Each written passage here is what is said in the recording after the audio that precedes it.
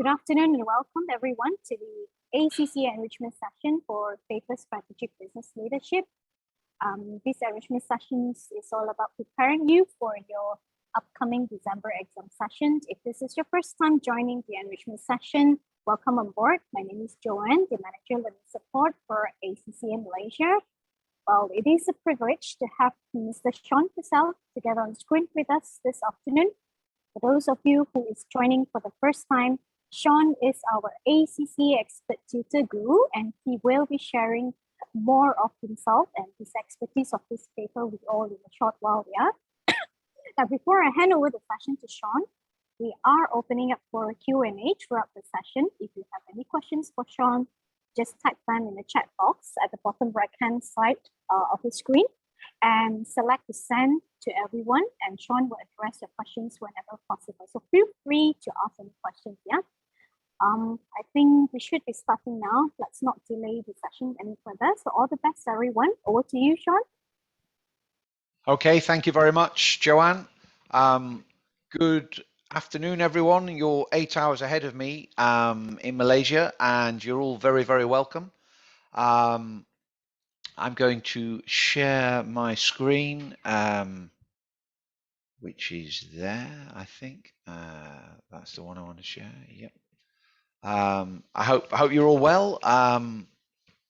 The purpose of this session is all about you, really. I'm here to help you become as good as you possibly can be in your exam, and I want to give you some tips on how you're going to do well in your exam. In terms of who I'm targeting, well, I'm targeting anyone who's doing the exam in December, to be honest. So if you're studying in December, you're in the right place. Thanks for joining us. I just want to make sure when you are taking your exam in December, you can be as good as you possibly can be. Now, we do have a chat box, which you can all see at the top of the screen. Are we putting things in the chat box, or are we putting things in the Q&A? You prefer chat box though, Sean, because everyone can see that. Okay, so I'm just going to write something in the chat box, and I wonder whether you'll see it, just to check that we're all familiar with the technology. So I'm not going to tell you what I've written. Oh, you know what? I haven't done that to everyone. We have to, so my mistake there.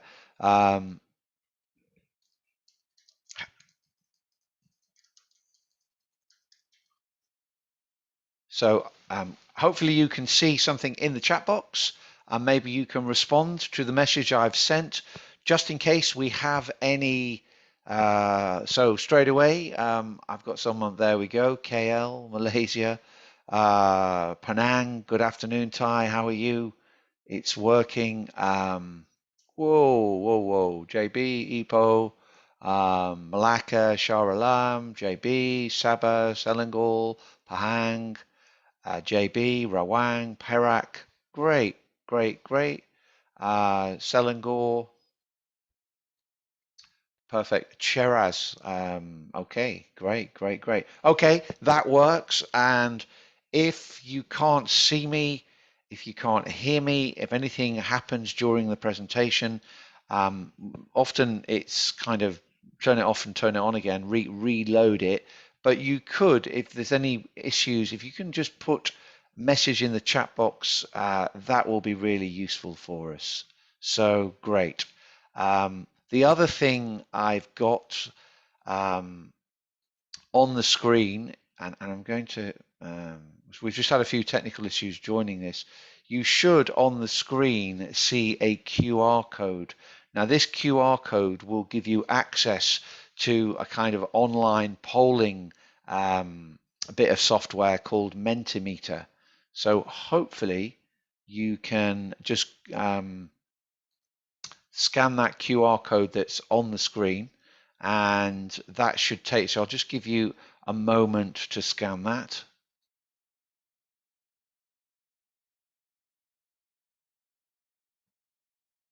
So you'll need a smartphone, and on your smartphone, I will give you a web link as well if you haven't got a smartphone, but it might be as easy just to do it on your smartphone.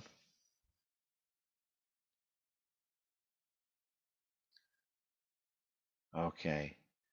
Is that working? Maybe if someone can just tell me in the chat box that that's fine and working.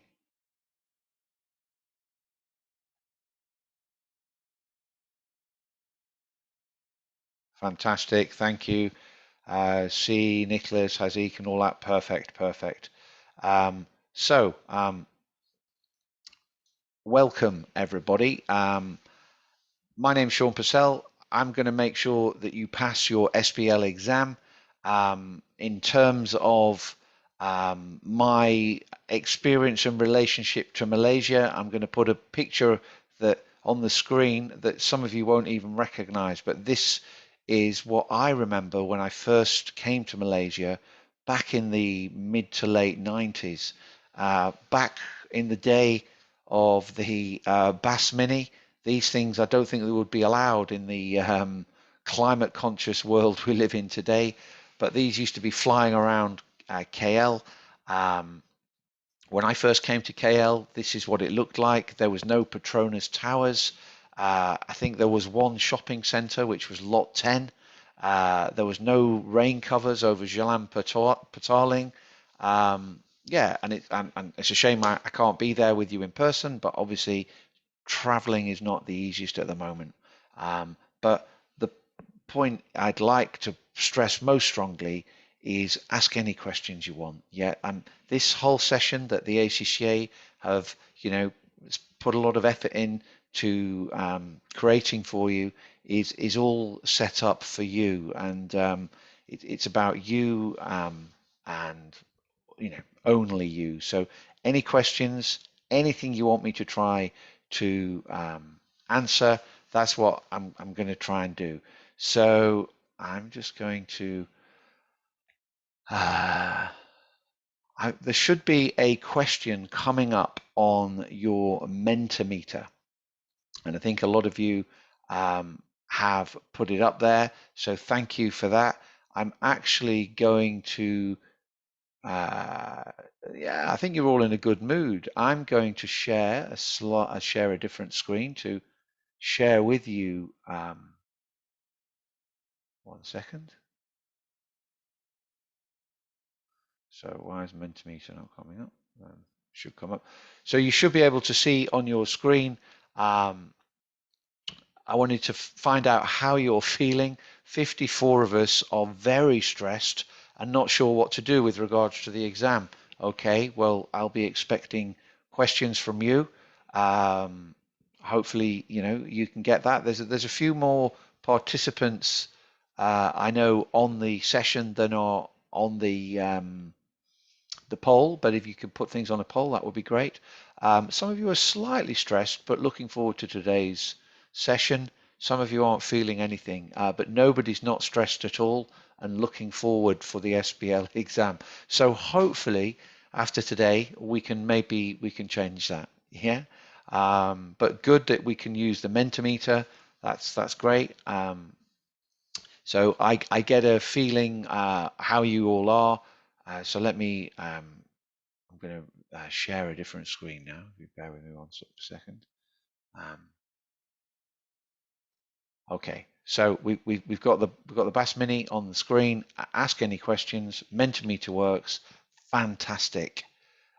Lily is asking, is the session being recorded? Yeah, we can. I think so. But the only problem with the recording, you can't ask questions to a recording because it's a recording. So try to take advantage of the live nature of the session and ask me as many questions as you want. Yeah. So let's keep going. So we've done that. We've done a poll of how you're feeling.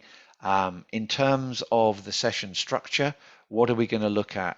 I'm going to just tell you a little bit about me and what qualifies me to talk to you about SBL. I'm going to remind you what SBL involves and what we have to do to pass it, looking at the exam format, looking at the difference that SBL presents compared to other exams. I'll talk to you a little bit about how it's marked so you understand that. And then I'll talk about why people fail SBL. And we'll also have a look at the ACCA CBE platform and just make sure that you're doing the right thing on there. And also talk about a mock exam. Yeah. So that's important to listen carefully. There might be a little prize for someone if they can answer a question, which I'm happy to involve you in. But keep your ears peeled, and we will talk about that later. So let's talk about what qualifies me to talk to you. Yeah. What can I say about my background and what I know about SBL? Well, first of all, I've been involved with the ACCA and their case study strategic exam for nearly 25 years in its various guises. So it was paper 12, it was paper 3.5, and in its current guise, it is SBL. Yep, and I've been working with the ACCA on that for more than 25 years. What else? I'm the PQ Lecturer of the Year and have been, that's a magazine in the UK, an independent magazine that kind of looks at accountancy, and the people who are readers of that magazine have voted me the Lecturer of the Year and also been runner-up on a couple of occasions. What else can I tell you? I work with the ACCA. Well, when the SBL exam was launched in 2018, September 2018, I'd been working on that exam with the ACCA since 2016 and wrote all the training for tutors around the world, and got involved with exam testing with the examining team. So yeah, I'm just saying all of that because I know, talking to students around the world in various webinars, and they ask me questions about this person, and I just think we have to be really careful, especially when we're getting stressed about the exam, really careful with all these so-called experts online who have a YouTube channel. Yep, most of them are talking rubbish, I would say. Yep. Is it only their website that's credible? I'd say a lot of what they're saying is fake news. And what I would do, I would say, put their name into the ACCA website and see whether the ACCA has used them anywhere. And you'll find no, they haven't. That's the best thing. I think we've got not long now until the exam, and we want to make sure that the time we spend studying and the time we spend getting information about SBL is done properly. And it's not going to be done properly if you're going onto some YouTube channel. The only websites you should be going onto should be ACCA. Yep. Or if you have a tuition provider who's a gold or platinum tuition provider, that's fine as well. But don't just go to random YouTube channels, because yeah, why? Go onto the ACCA. As I say, put their name, whoever's saying this is coming on the exam, into the ACCA website and see what happens. Put my name into the ACCA website, or I know Tom Clendon, who's a good friend and colleague of mine, was with you last week. If you put his name or my name, you'll see lots. So that would be my advice. Yep. So just think about that. So does that seem okay? Yep. Good. Right. What I want to do next, I'm going to share another screen with you. One moment.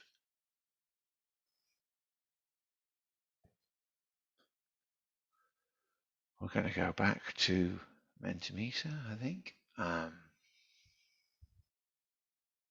There should be another question coming up on my poll to see when you are taking the SBL exam.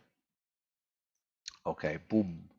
Lots of us are. Let's see as it all comes. Give you a moment just to respond, just so I think I know when you're taking it, but I just wanted to check. Okay, thank you for voting there. Obviously, all of us are taking it in December, which is interesting. So that's great.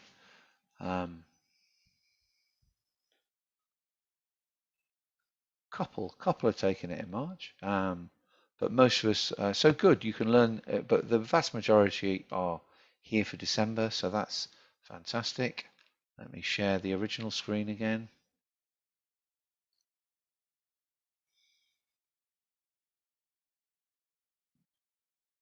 Okay. So my point is, if we are preparing for December, just be careful of, I mean, unfortunately, it's very hard for the ACCA to stop these people on YouTube coming up with fake news, basically. And the only way you can evaluate whether something's credible, I would suggest, is go on the ACCA website. Lots of great stuff, and I'll share with you some stuff in a moment. So, what else are we going to talk about? Well, let me tell you a little bit about what SBL is. Yeah, what's the rationale behind SBL?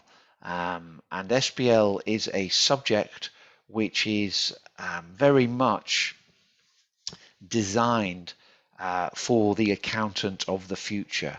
And the accountant of the future is one who is going to have a lot of the traditional accounting work that maybe they do at the moment be automated. Yeah. So that means bots are going to do a lot of month-end accounts and a lot of account activity. And what an accountant is going to be required to do is to give insight into the financial information. Yep. And that's what SBL is attempting to start making you more aware of. Yep. So let's have a look at what the examining team say about SBL. Yep. They say that the SBL syllabus is, it's an integrated exam. Yep. And it's looking at kind of strategic leadership primarily, and it's designed to test skills that employers want and are looking for, because the ability to learn and regurgitate facts is becoming less relevant in a world where software can regurgitate all those facts for us. And what you need to remember, and who you are, you're someone who is in the workplace. Yep. So you need to think, what would I do in the workplace? And if you're not working, you need to relate to it. Yeah, it's a practical exam. You're going to be asked to play a role, a consultant. You just have to read it. It might not be a consultant, it might be an auditor, might be an accountant. You just have to read that. And you need to behave the way such a person would behave in the real workplace. Okay, so just to stress, you can, it's a technical exam, okay, which means you have to apply your knowledge. You're not going to do well by learning answers. You've got to have confidence to maybe express an opinion. Yeah, what would I do at work? And sometimes people don't realize you are given permission in SBL to express opinions.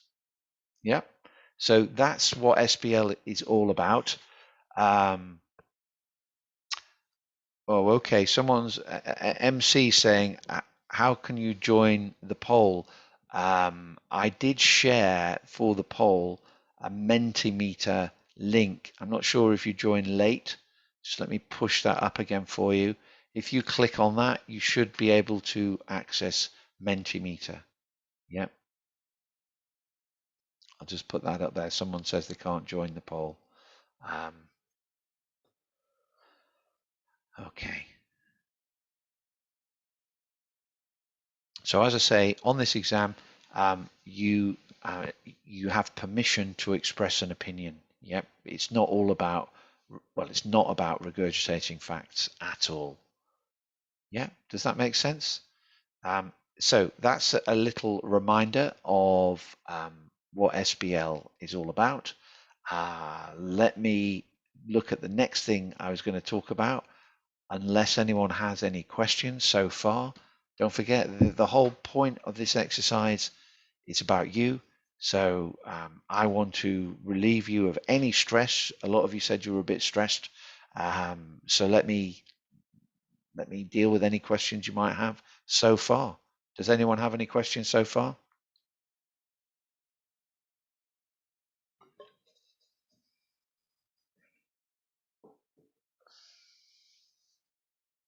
Ask me anything you want.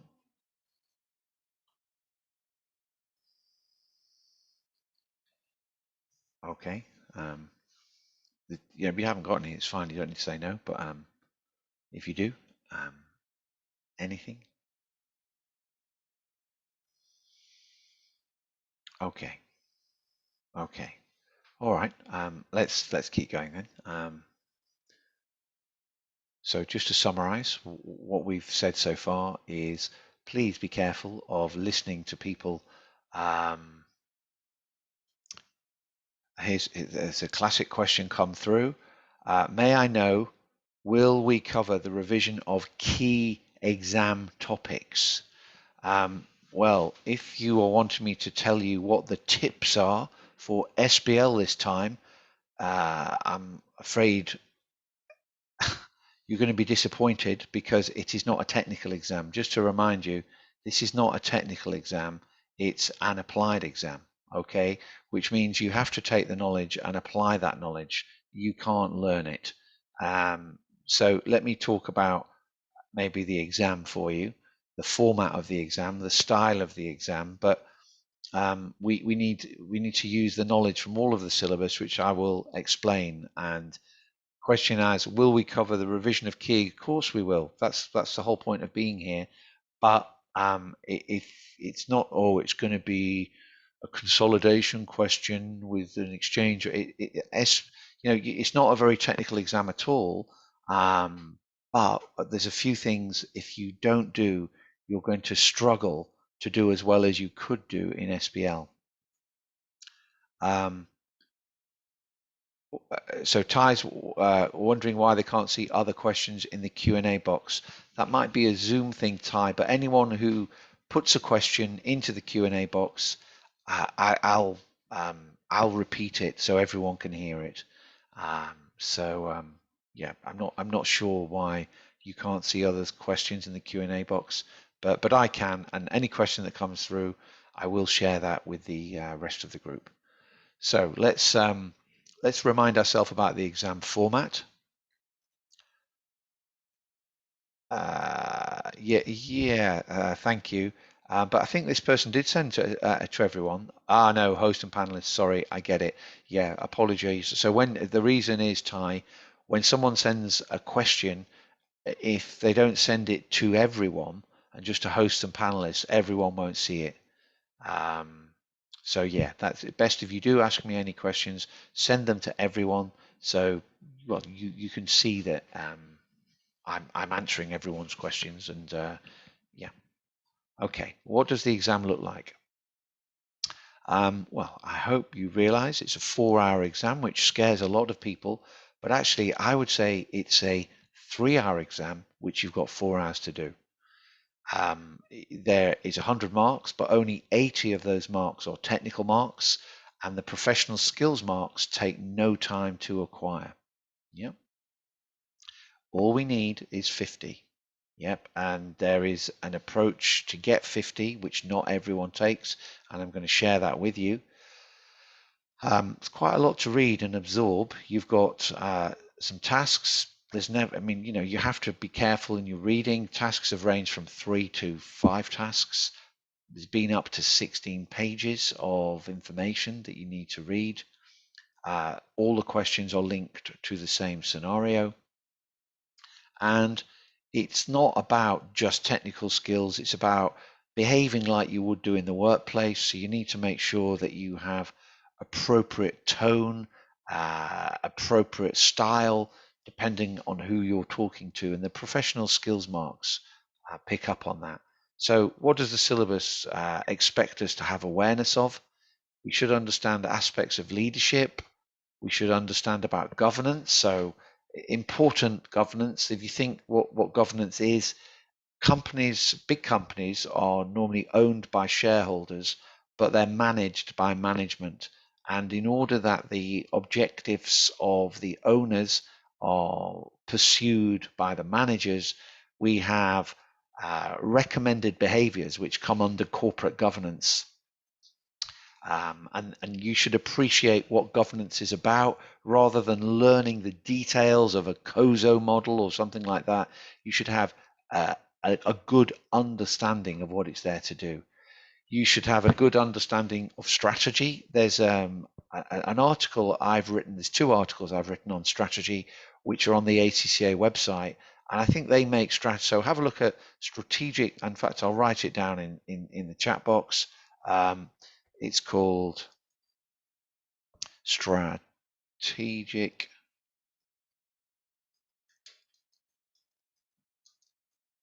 Part 1 and Part 2. So have a look at those articles if you want to know about strategy. They're on the ACCA website. You can download them and they link to a question. What else? Well, you need to appreciate risk. Risk, if we're in business, is something that we have to take. Otherwise, we're not going to make any money. You just put your money under the bed if you don't want to take risk. So all businesses take risk, and it's important we understand how to manage risk. That's what that's about. We need to appreciate about technology and data analytics, but again, I would encourage you to try to connect with how technology is used in your everyday life. How, you know, you have loyalty cards for airlines or supermarkets, and that information is then taken and analyzed by the companies you buy from, and they understand what you prefer and what you don't prefer. So yeah, I appreciate that. Appreciate control and audit, but you obviously have probably known something about that from others. In terms of finance, at a strategic level, you must realize that a leader is someone who probably has their numbers worked out for them. So it does happen that you might have to do some calculations, but to be honest, a strategic leader normally is given the information by their subordinates. So you normally have to use the numbers rather than work the numbers. And then you should appreciate areas of change and what performance excellence looks like. And then you can see those boxes in red. They represent the professional skills marks. So these are 20 marks in the exam. Yep. And thank you. Someone's put those things up. Lovely. There's 20 marks in the exam, which are always mentioned. The professional skills marks are given for communication, commercial acumen, skepticism, analysis, and evaluation. And it's really important that you keep an eye on those. Let me just go into a little more detail on professional skills marks. So professional skills marks are for these 5 areas. I think what's important on professional skills marks is you can think of them like this. So if you're asked, professional skills marks are awarded for skepticism, and that would involve not taking things at face value, but probing the information, questioning the information, and challenging the information. So I would think so. I'm going to give you some things that hopefully you appreciate for each of those. There's typical behaviors, but another tip on professional skills marks that I would really encourage you to do and make sure you do is when it says on a question, professional skills marks are awarded for, say, skepticism, and then it'll say for doing this, this, and the other. Really read that carefully, because that gives you a really good guide with regards to how your question is going. Yep. So really important. Excuse me, I'm just going to have a glass of water. And your job, excuse me, your job is, when you see a question, is to think of the professional skill being asked about as the kind of the lens through which you interpret the whole question. So they're not separate and mutually exclusive. They're actually complementary of each other, and they often give you a good clue for how you are going to be attempting the question. Yep. A question from Ty. Regarding the professional skills marks, as a candidate, how many marks we can get at most. Well, it ranges, it says it's clear. I think it can range from 0 to 4 on a particular question. The most marks you can get in the whole exam is 20. There are 20 marks, and you must make sure that your tone, your focus, your style is reflective of these professional skills marks. So 20% of the exam. And the thing about professional skills marks is they take no time to get. Yep. So yeah, really important. And the thing I would encourage you to do is look in the examiner's answers at what they give 0 professional skills marks for and what they give, maybe 4 professional skills marks for. Yep. So yeah, but that is to make sure that we can distinguish papers which are really embracing what SBL is all about, and they're acting in a professional way, as in the workplace, and so they're easy marks to get. Yeah. So hopefully, Ty, that answers your question. So what would you get in your SBL exam? Well, what you would get things such as the following, and you should be very familiar with formats. I would just say, there isn't a pro forma to learn, but just be familiar with written communication like emails and reports. Be familiar with what a presentation slide is going to look like. There was a mention of a heat map, which everyone was like panicking about, but it was in the area of risk, and the only possible thing you would have learned on risk would be a framework that looks at the TARA framework: transfer, avoid, reduce, accept. A briefing note, a press article, a project initiation document. You should be familiar with all of those. Yeah, look at all of those different formats. Think about the roles that people have played. You will get, as you know, I hope, of reviewing past exams, you will get a requirement, and that requirement will be able to be answered as a result of you absorbing the information from exhibits. And these exhibits might be some accounts, there's a whole list here: minutes from a meeting, a website page, a risk register, a newspaper article, research, a chairman's statement. All of these things are what you need to read and absorb. And we'll go through a past exam in a moment, but we read and absorb these things, and then we have to understand them and blend them together to add our own opinion on. Yep. So, but you know that because you've looked at past exams. What then is the key difference? Can I share? Cindy wants me to share the previous slide. Which one, Cindy? This one?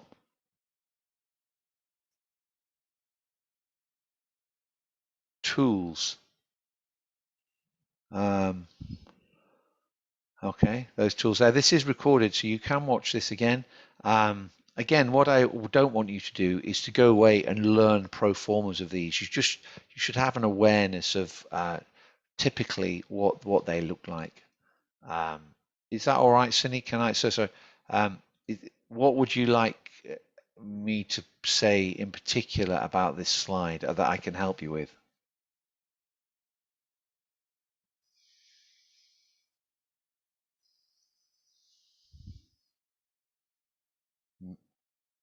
You okay? Okay. Okay, I think Sunny's okay. Yep, please just butt in though. Any problems? I'll try and answer them. So we were going to talk what's the difference between a strategic business leader exam and other ACCA exams. Just got another question. Saya here: how to produce perfect project initiation document? You don't need to do a perfect one, but you should appreciate what a project initiation document is. Project initiation document is what is done in a project, and what would typically be an exam kind of style would be there might be a mention of one in an exhibit, and you might be asked to comment. That's happened in a previous exam.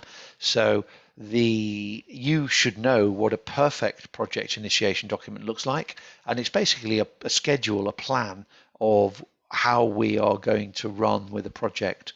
So the time scale, the various costs and quality, the milestones along the journey, review meetings, and all of those kind of things. And what will happen in the scenario is some of those things won't be there, and you should maybe comment on the project, and it's okay, but it's missing this, it's missing that, so people won't be able to put things in their diary. There's no kind of milestones along the way.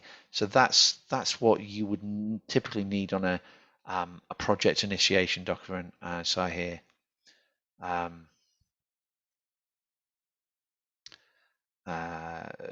Zonarain says, can we just repeat the task requirement in the introduction and conclusion for report format? No, there's no marks for just copying and pasting. If you read examiners' reports, they hate that kind of behavior. So no is the answer to that. You need to, in your answers, not copy anything into the answer. You need to absorb and understand and give your opinion, not copy and paste. Yep. But a report is just to, from, date. If you have time for a conclusion, great, but we might not always have time for it.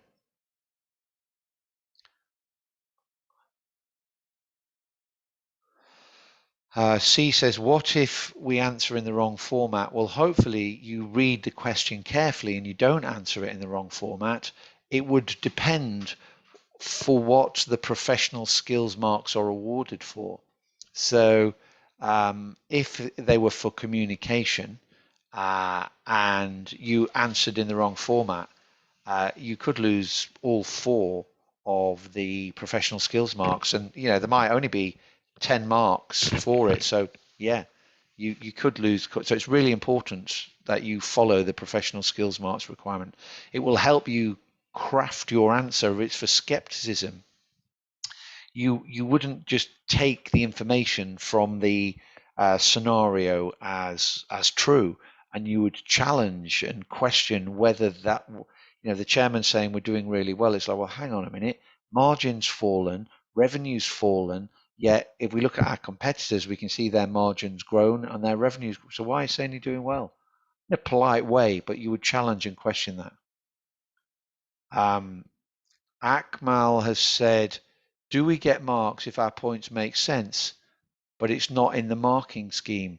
Yes, you do, Akmal. If you look at the ACCA marking scheme, credit will be given for any reasonable point. Yep. And what that allows, the markers, and I'll talk about marking in a moment, but the marking scheme allows credit to be given. If you come up with some reasonable kind of solution, you would get marks for it. Yep. Because in life, there's not everything, in strategic choices, that's how it is in real life. So potentially, yes, but I'll show you how to get marks well in a moment. Okay, so some good questions there. Thank you for your questions. Let's have a look at the difference between SBL and other exams. I think that the key difference is what the exam is trying to do and what the rationale behind it is. And you need, the technical knowledge isn't to be regurgitated. In other exams, you would talk about technical stuff. In the workplace, at work, you wouldn't talk about technical stuff. So the technical stuff helps structure your thoughts. But if you start talking about, Porter's 5 forces in your exam answer, that wouldn't be considered very professional. So we don't do that. Yep. It's, strategic business leader is a little bit different as a result of that. And if you're stuck, you think, well, what would happen in the workplace? What would we do in the workplace? And always remember to observe, professionalism. Yep. The technical content of SBL actually isn't that difficult, really, but it's about application, as I've said. Yeah. In the context of being a leader in the workplace, but it's not a technical exam. Remember that. Yeah. Yeah. That's what I'd say there. Okay. Mentioning about the exam, let's talk about how SBL is marked so you get an understanding. So in terms of SBL and how it's marked, well, let me help you with this. I'm going to give you a little overview of what happens, of the principles of marking and professional skills marks. So if we think of the exam, at the top here, the marking session lead is essentially the examiner. And then someone from the ACCA just makes sure the examiner is following all correct procedures. And then the examiner then has some lieutenants, some team leaders who have a team of markers working for them. Okay, so yeah, that's how it's set up. If I then talk about what happens is your exam is taken, you submit your script electronically, and that's all held on a database. And the examiner will then look through a sample of scripts and will mark a few, and then what will happen is he will then start to begin on drafting a marking guide. So there is a marking guide initially, but that would be influenced by how students are interpreting the question as well. Yep. So what happens is we have a marking guide. I thought it was just something coming through. I've got something here from Lee. Is it appropriate for us to include some real-world examples in our answers? For example, talking about Airbnb when we talk about disruptive technology. Yes, that would be a good thing to do, Lee. Sometimes when your point is maybe could do with firming up a little bit, if you give an example, that would be an excellent exam technique to do. But don't just say, e.g. Airbnb. Explain what you mean by using a particular example. Yeah, but that's a very good idea. So what happens, going back to the exam, they mark it, or the examiner marks it and then creates a marking scheme. And then what happens is, after having created a marking scheme, he would or she would create a set of standardization scripts. And what that means is they mark it and they know what the score is on the particular standardization script, and they get their markers to mark it, and they see what marks they give it. And if they don't give it the marks they want them to give it, you get training how to get your marking approach how it should be. And then what happens is when the marker is considered good enough, they're allowed to start marking. And during the marking process, they have something called a seeding script. And what is a seeding script? Well, that would be a script amongst real exam scripts that is put there to continually check the marker is marking to the required standard. So that's quite a lot of description there, but my point about marking is it's a really, really fair process.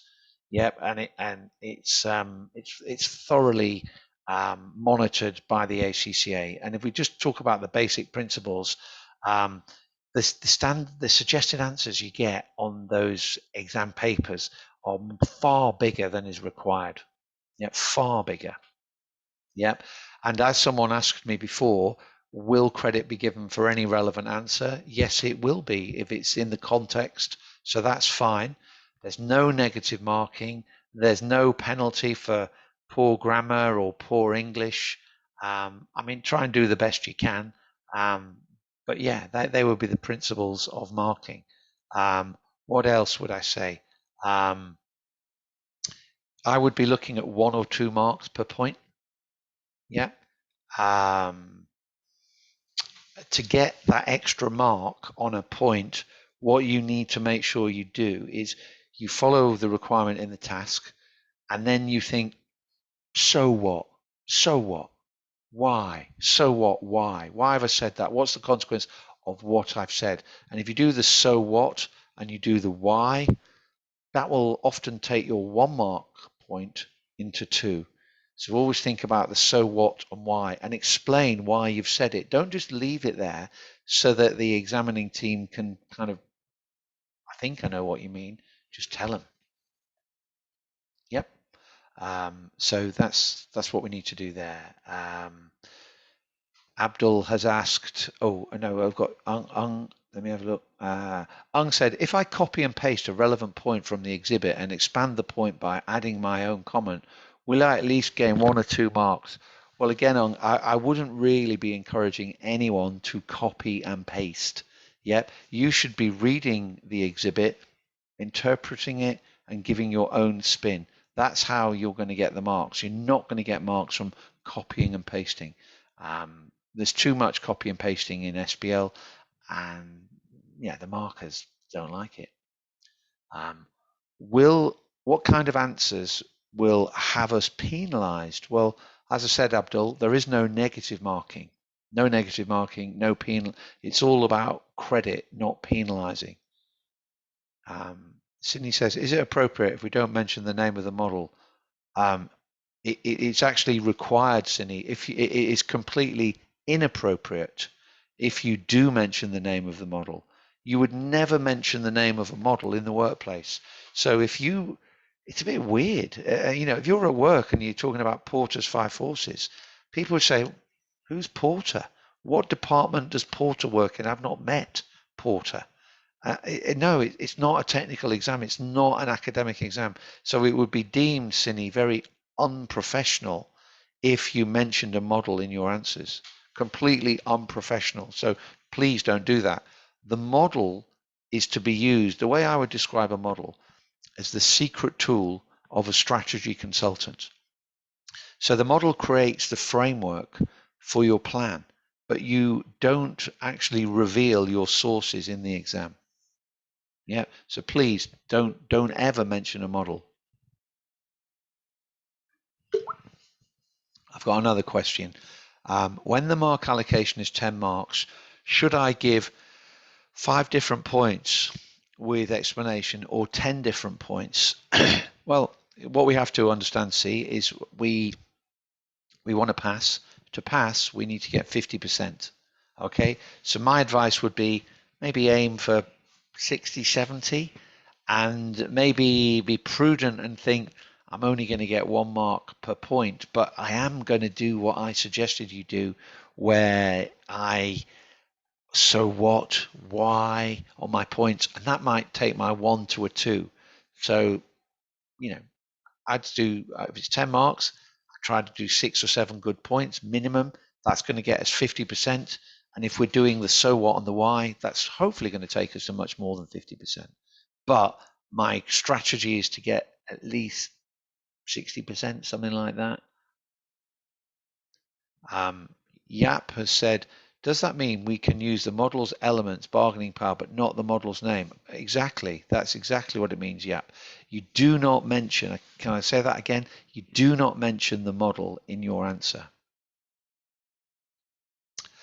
Lily's asking me, how do we self-determine our point is considered 1 or 2 marks?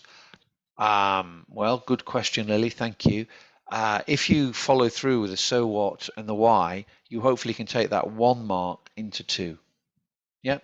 And maybe I can, demonstrate that later when we have a look at a question. Okay. Oh, great. Another question from Jan. What if the questions ask us to use an appropriate model to analyze a scenario?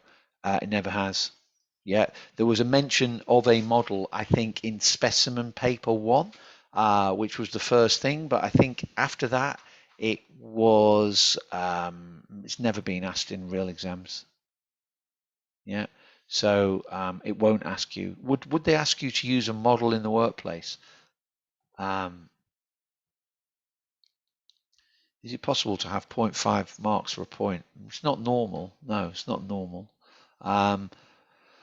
I'm just thinking on model. I mean, there are some models that something like maybe the BCG matrix would be something that is used in the workplace. So that is BCG is a strategic management consultancy, and they use a model that is fairly regularly used in the workplace. So yeah, that could be mentioned, but most of them no.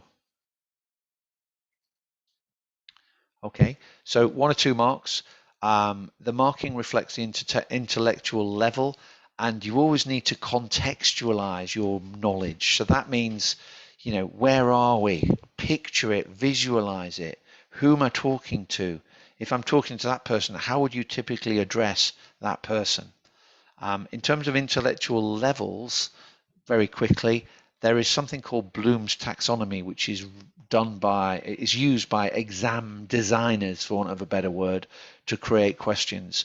And at your kind of applied skills level, you probably have to analyze, understand, and remember. At the strategic professional level, it's about evaluating and synthesizing, which synthesizing means taking knowledge and making sense of it and drawing conclusions from it. Yep. So that's how it works. Also, you need to show reasonable professionalism under that Bloom's taxonomy. So there we go, lots and lots. Have I got another question?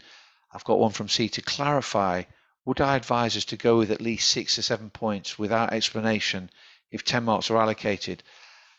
Well, no, see, what I'd encourage you to do is try to go for 6 or 7 points with some explanation, and you never know, they could be, coming and turned into 2 marks for the point. 1 or 2 of your points might not work, might not be any good. So that would be what I'd recommend, see, if that makes sense. Yeah.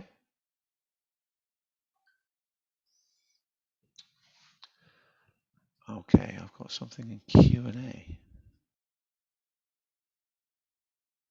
I think is it Jenny?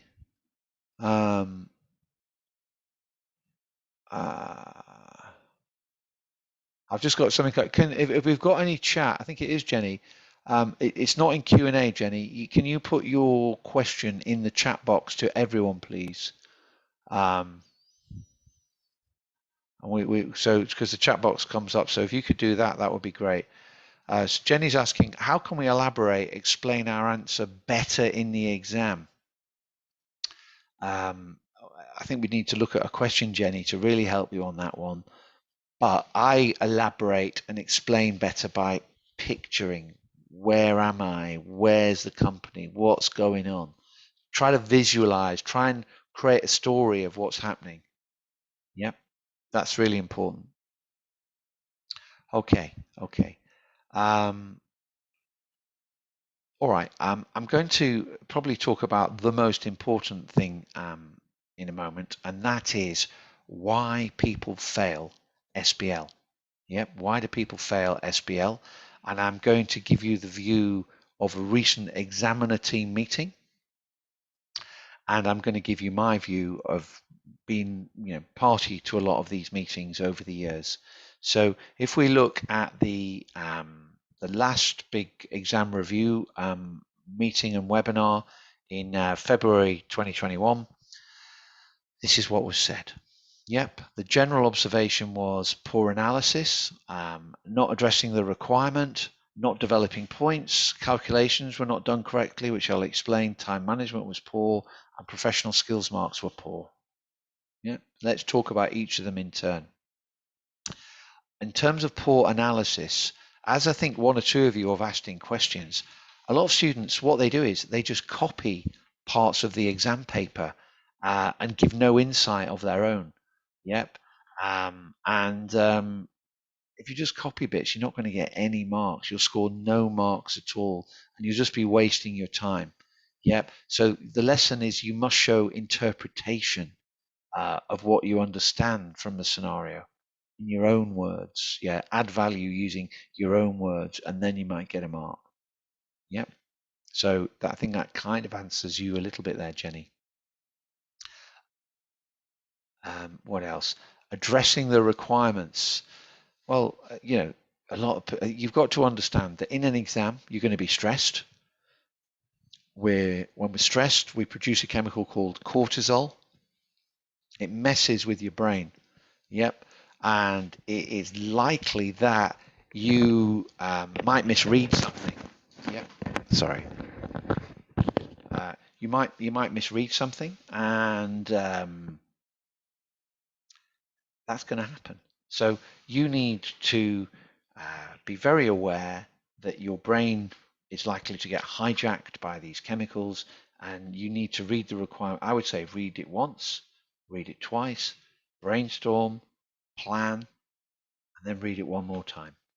And hopefully that will avoid tunnel vision and you seeing the question you think is there than the question that actually is there. Yeah. So yeah, the professional skills marks we'll look at a question are also a very good indication of the direction of travel of your answer. So make sure you do that. Okay. How do I develop my points? Well, as I've said to you already, if you give a reasonable articulated point, you'll get a mark for that. Yep. But if you develop it by doing the so what and the why, that 1 mark can hopefully become 2. Yep. To get those marks, you need to make sure that you use all the information in the exhibit. Yep. And you present your answer in accordance with the professional skills marks. Okay. Someone said earlier, is it okay to use an example? I think that also, when developing points, would be a good thing to do. If you could use an example, that would be great. What else do I want to say? Well, here's an important point on calculations. Yep. You have proven up until now that you can do calculations. So you've done that on earlier exams. So the exam is not really going to be very I mean, there might not be any calculations in it. They do come up sometimes, but not every time. And what you need to make sure is if you just do the calculation with no evaluation, you'll get 0 marks. Yeah, the examining team are going to award marks for your interpretation of what you see the numbers to say.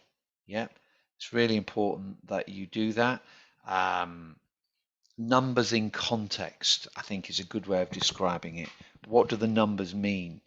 Yep. So, you know, that's what you need to make sure that you do. Just saw another question. No, it's not. And then this is important, and I'm going to talk more about this in a moment, is time management. This is an area students don't do well on. Yeah, and I'm going to give you some tips, my own tips, how to do well on time management. But if your job is to try to get 50% of the whole paper.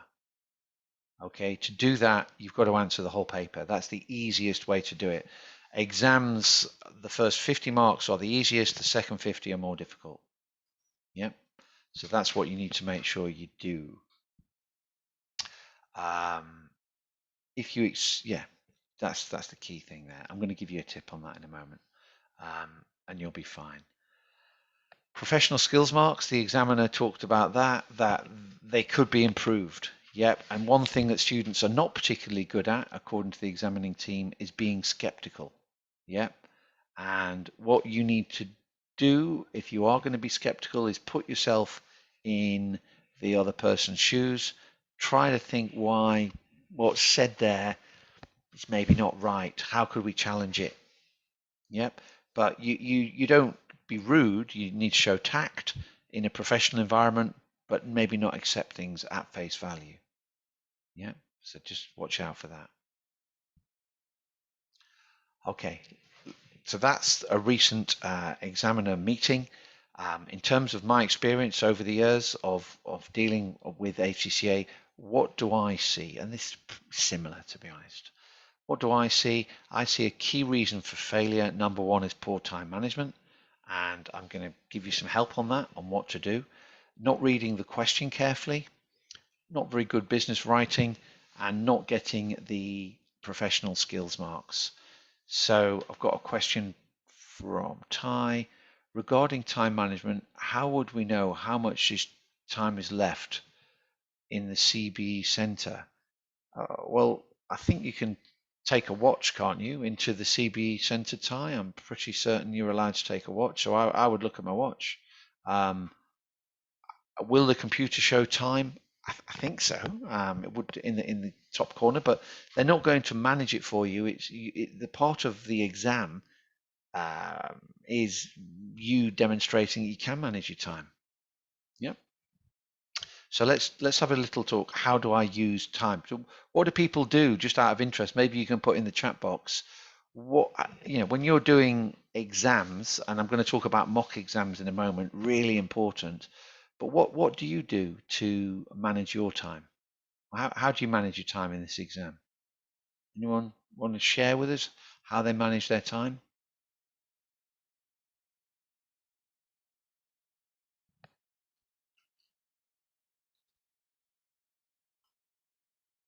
So Zunarain spends time based on the mark allocation. So if it was 10 marks, how long would you spend? How much time would you spend?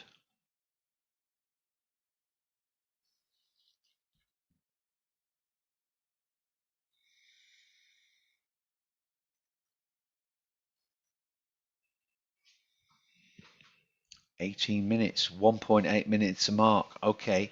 Can you explain to me? Look, someone saying 25 minutes and Kang saying 1.8 minutes per mark. Where do you get? So there's quite a few of you saying 1.8 minutes a mark. Where do you get that from? Can you explain where 1.8 minutes a mark comes from?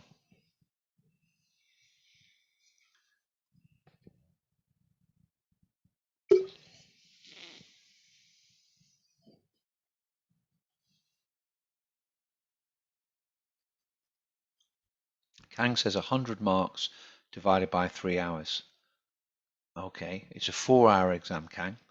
So wouldn't you divide 100 marks by 4 hours? 1 hour for reading exhibits.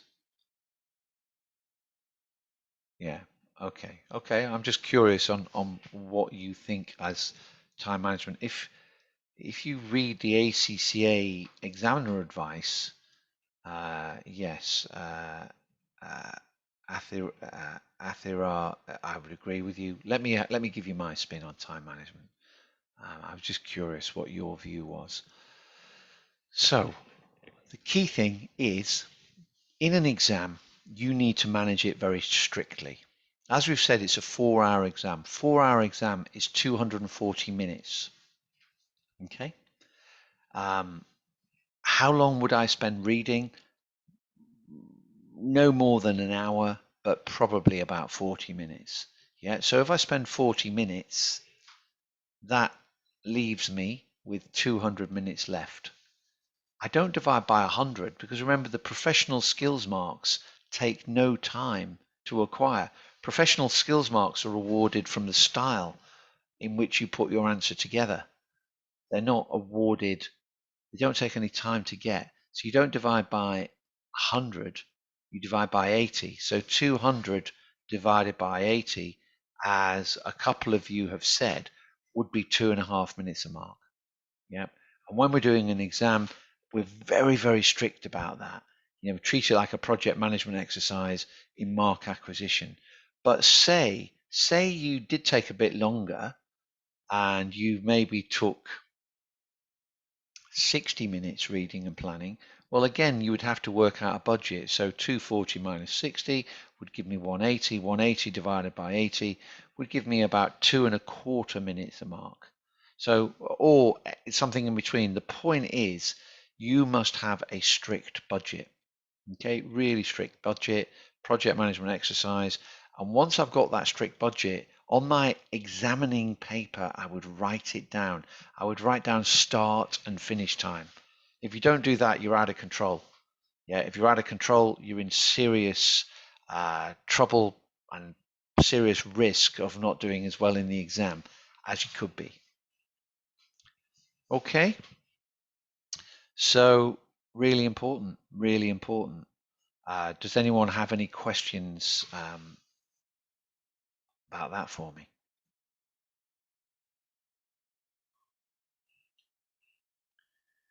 You sure? Athira says, in regards of communicating our answer in skepticism, how to ensure that we challenge your question it politely? Well, it depends who you are and who you're talking to. So if you were challenging the chairman, that's the chairman, someone that would command respect. So it's not someone you're going to say, I don't believe you, but you might say, on the evidence of competitor figures and of your company's figures, could you please explain your reason for concluding that the company's doing well when, in my opinion, it's clearly not doing well when compared to rivals? So that would, think about how you would speak in the workplace. That would be my advice.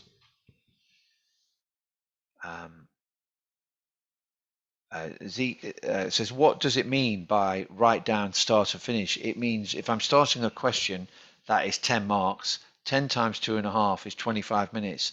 If the time on the clock is, what time is it now? If it's 7:55 in the UK, so it's sort of it's 5 to 4 in the afternoon in Malaysia. I would write down 15:55 plus 25 would be 16:20. That's what I mean. And I stick to that. And you should have a feeling that I've got to I can say more, but I've got to leave. You got to leave. You got to leave. Does that is that once the time is over, move on? Thank you, Chung. Yes. If you've got time at the end, come back, but you probably won't have time at the end. It's really important for you to get half of all of the requirements. If that is your aim, you'll pass the exam. If you think you're going to get 70% on question 1 and you can miss question 4 out, you're wrong. Yeah, really important to do that. All right, so let me, I'm just going to ask a little, I'm just going to stop sharing that. And I'm go back just one more time. How long does the ACCA recommend you spend reading and planning the information? What would you say? Don't forget, I'm going to offer a prize for those of us who answer a question I'm going to ask you. So important that you stay listening to what I'm going to say. It's a good prize as well.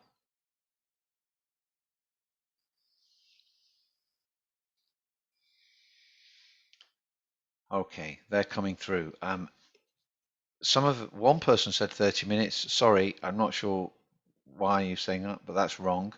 As long as it takes, it would be nice, but sadly it's a timed exam. So therefore, in a timed exam, we have to manage our time appropriately. So who's right, 40 or 60? You're both right. You're both right. If it were a particularly slow reader, it might take us 60, but certainly no more than 60, and maybe just 40. And I'll share with you some techniques you could use to make the best use of that time. So, yeah, thank you for that. I'm assuming that is on the screen, yeah? I've got a question from, okay, a couple of questions. Afika, if it is need to do answer plan or just straight, well, I personally couldn't write an answer without first planning what I'm going to say. So I'd be thinking about, how many marks I'm going to get, how I'm structuring it. So yeah, it is important to do an answer plan. Chong says, how to improve the skill of thinking if only can limited points? Yeah, it's a tough one. It's a tough one. But yeah, I think it's visual. Try to picture it. Try to create a story is what I'd say. Right. Bear with me 1 second. So just to show you, we're going to just have a quick look at how, I didn't realize that wasn't shared. So yeah, that's pretty, you're both 40 and 60 is correct in answering that survey. Yep. Okay, let me go back and share this one. So we're talking about writing things down. Oof, I've got a big long question here from Lee. Would you recommend the candidates to read all the exhibits before starting answering the requirements? Yes. It seems to make us overloaded with too much information from the exhibits. Well, that is what you're basing your answer from, Lee. So if you don't read them, I don't know what you're going to put in your answer. However, the exhibits seem to interlink with one another. Yes, they do. They're normally about a particular company. They're linked together. I think, yeah, I understand what you're saying. It's quite hard reading those exhibits. So what I would do, I would, when reading a task and then the exhibit, I would actually write down, you know, task 1, exhibit 1 and exhibit 3 seem to relate. Task 2, when I'm reading, yeah, that's more exhibit 4. That would just, because otherwise, you know, if you're spending 40 minutes reading it, you can forget. We've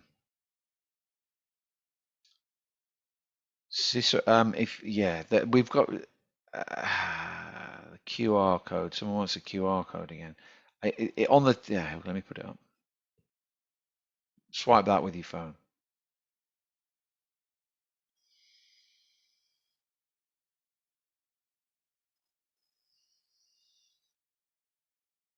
Okay, right. No problem. Now, Nurul says, for the answer plan, do I recommend to just write the key points? The answer plan's for you, Nurul. It's for nobody else. It's for you. What an answer plan, what's great about a computer-based exam is you could probably cut and paste some of the plan and use it as subheadings in your answer. I would do my answer plan in the word processing area. I wouldn't use a scratch pad, because the scratch pad doesn't get handed in, but the answer plan does. Sorry, the word processing area does. So if you get over 45, the markers do want you to pass, and they would be trying to find reasons to help you pass. If they look at your plan and they say, actually, this is, you know, they know what they're talking about, that should enable you to get, you know, an extra mark or two. But yeah, so therefore, but I wouldn't write a plan expecting it to get marked, if that all makes sense. The plan is for you to structure your thoughts, to think about, am I writing enough for the marks? That's what an answer plan is. Alif said, is it better to answer the question in sequence? Yes, you can't question spot. You have to do, there's no choice. You have to do the questions, and they tend, not always, but they do tend to flow. There's often a journey. So yeah, do them in sequence. Should we include the answer plan in the word processor, or no, include it, Sugi. Just say plan, and then just, you know, answer is when you're answering it. So most definitely include it. It might get looked at. I think for respect to the marker, so they don't get confused what you're writing, title it up plan and title up your answer. Make it easy for the marker to navigate your paper. Yep. Okay. Good. Lots of great questions. So no, don't delete it. No problem, Sully. Okay, so we're looking at reading and planning. Okay. So what can we do? Well, I've kind of suggested to you already about linking the task and the exhibit. But what else could I say to you? Well, I would, when reading the question, maybe copy the requirements into my word processing area, and then I can split that up. It's very hard to misread a question if you've copied it into the word processing area and then done each of those bits as a title. Yeah, so think about doing that. What else would I suggest? What are the keywords? What is the format? what is the verb, yep, and then also the rule of and. Yeah, so what are they asking us to do? Briefing paper, slides, report? Is it asking us to evaluate, describe? What's the verb? And the rule of and often splits the question up. And typically, when our brain is getting hijacked by cortisol, the stress chemical, we can sometimes miss out the and. So an example would be, what are the benefits and drawbacks? Yep. And future aims and objectives. Yeah, really important. Yeah, that we see at the end. We also take a like a strategic view of what marks we're going to get. What does the marking guide say? And are you creating a plan which is going to get somewhere close to that marking guide? So try and spot what the marking guide is. If it was kind of advantage and disadvantage 10 marks, it might be up to 6 marks for advantages, up to 6 marks for disadvantages, maximum of 10. Yeah, so try and spot the marking guide. Will we be given physical scrap paper in the exam from Lim? No, you won't be allowed. No. Ty says, normally the question in task 1, the answers are from exhibit 1 to 3. I don't think you can say that, Ty. They normally are, but you have to work that out by reading it. No, I've honestly, I've seen every single exam paper. So Ty says, normally the question in task 1, the answer is from exhibit 1 to 3. Task 2, the answer is from exhibit 3 to 6. The answer is from exhibit 5 to 7. Not necessarily, no. No, not necessarily. That's your job to work out where it's from, Ty. Yeah, that's the skill. You're given lots of information. You've got to actually absorb that information, and from that information, know which bits are relevant.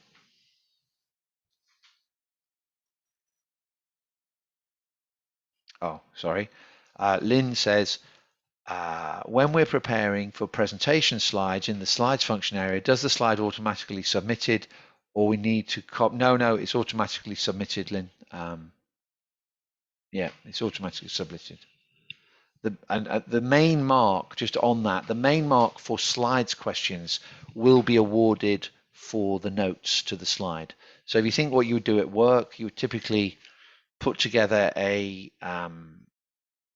bullet point on the slide, and then you would have some notes explaining that bullet point, which is where you're going to get the main marks for. So you need to remember that. Nim said, we'll be given, I've answered that one yet. Yeah. Okay, great questions. Thank you for all of those. So we're spotting the marking guide. So if it's asking whether or not the objectives of the directors are conflicting with those of shareholders, well, objectives of directors, objectives of shareholders, conflict. Yep, I mean, it might not be exactly like that, and there is a little bit of flexibility, but what I've got there is now a plan of attack that I've got to get 4 objectives for the directors, 4 for the shareholders, and a couple of marks on the conflict. Okay. What else? The key thing for you to make sure that you do is make the marker's job easy. Yeah, how do I make the marker's job easy? I think about layout. I think about clearly explaining to them, this is question 2. My answer has subheadings, if you can put them. I leave white space, really important. And also, my first introductory statement is a nice strong one. Yep. Because that just psychologically sets you up well. It's like meeting someone for the first time. It doesn't give a great first impression. Yeah, big smile, hello. White space, really important. You could answer like that. And if you gave the marking team a marking guide and say, can you mark that? Yeah, they'd probably give it a similar mark to this one. But if you then said to the person, you know, can you, where are we? Can you mark this one? And you've got 2 minutes. And can you mark this one? And you've got 2 minutes. Well, this one would be normally going to get, because you've just made the decision for the marker. Here's a point, give me a mark. Point, give me a mark. Point, give me a mark. So that will be my advice and a subheading as well. Okay. Alrighty. I think we'll have I think we'll have a break in a moment. I think you've been very attentive and listening away. The next thing I am going to talk about is CBE familiarization, and we're going to have a little look at the ACCA website on this, and I'm going to give you some tips on what you need to do. But I think, should we have a little break, a little comfort break for 10 minutes or so? Just so if you want to get a cup of coffee or a cup of tea, and then we can come back and we can chat more. So the time on the clock, let me just have a look. I've got different things going on. It must be 11 minutes past 4, is it, in Malaysia at the moment? So should we try to get back at let's say 25, is that long enough? So just about 13 minutes, 14 minutes, so just over 10 minutes. So if we could all be back here at 4:25, that will be fantastic. And what we're going to do after the break, I'm going to talk to you about the computer-based exam platform and why it's so important to get on there. I'm going to talk about mock exams, and I'm going to give you something for free, or some lucky person's going to win something for free. And yeah, that's what we're going to do. Keep asking the questions over the break. I will keep an eye on things.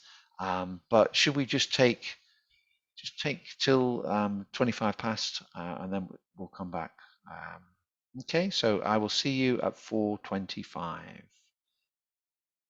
And keep bringing the questions. I will answer those questions when we will come back, so we can all hear them. So Lim asks, if we have done some relevant calculations in the spreadsheet area, do we have to specifically cross-reference the spreadsheet in our word processing area? For example, kindly refer to the spreadsheet. That's correct, Lim. What I think I would recommend you to do is to maybe have Appendix 1, Appendix 2. I mean, there's not normally going to be lots of calculations required, but I think it's really good advice and if you are doing calculations, to do them in the spreadsheet area, because they're obviously quicker, they're going to be accurate. And there's also something in the exam called the own figure rule. So what the own figure rule is if you get the calculation wrong, but then all your logic based on the incorrect figure is correct, you will continue to get marks. Yep. And yeah, that would be something that is important. So cross-referencing, I think, yeah, your answer would be in the word processing, but from Appendix 1, that's what I'd do. So good question, Lim. Thank you very much. EP said, how to ensure we get the professional mark when answering the question? Well, you need to read what it says, to be honest, and make sure when we talked about professional marks earlier, for example, if it was about skepticism and we were probe, questioning and challenging, that would be what we would do there. So yeah, let me try and I'll try and show you that on a question, and then I think you could all hear me. Which is good, okay, just want to adjust something quickly. Just one moment, I just want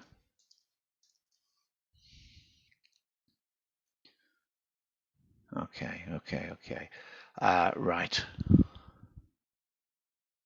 So we were talking about,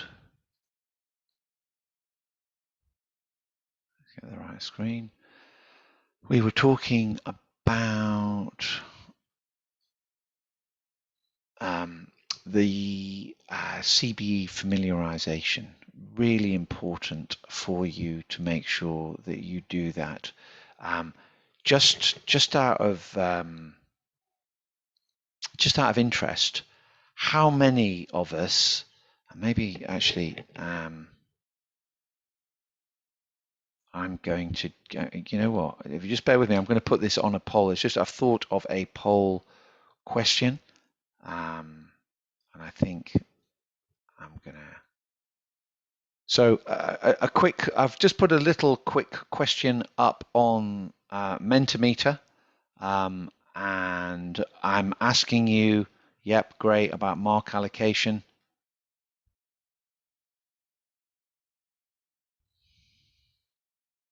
See whether you were listening earlier. Okay, good to ask these questions. I'm just going to share this screen. Which one are we on? We're on one.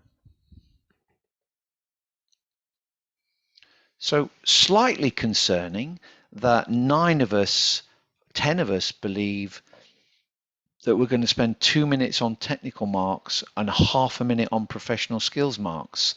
So I'm not sure whether you arrived late or you've not been listening, but there are no time requirements to acquire professional skills marks. 3 of us believe we spend a minute on professional skills marks. Fortunately, the majority of us have confirmed you spend 2.5 minutes on technical marks, 0 minutes on professional skills marks. Professional skills marks take no time to acquire the information. Okay, no time at all. So yeah, that's hopefully, are we clear on that? Just, I'm here to help, guys, and I'm slightly concerned that 11 of you think it would spend. So just let me go back to the chat box. I'm going to stop sharing that screen. Just let me open the chat box. Are you? I mean, are you okay with that? I'm just a bit.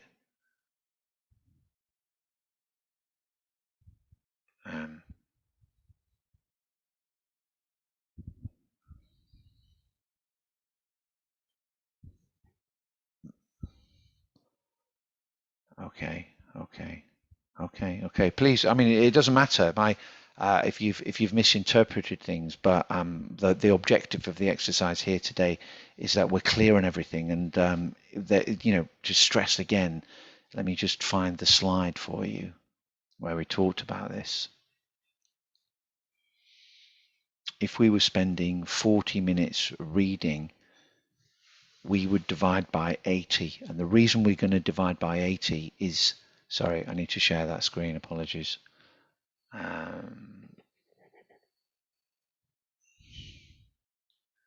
That was what we said earlier. We said that we need to divide by 80 because professional skills marks take no time to acquire. Yep. So really important that we get that point home. Okay. Alrighty. Let me go back to where we were then. Talking about the CBE platform then.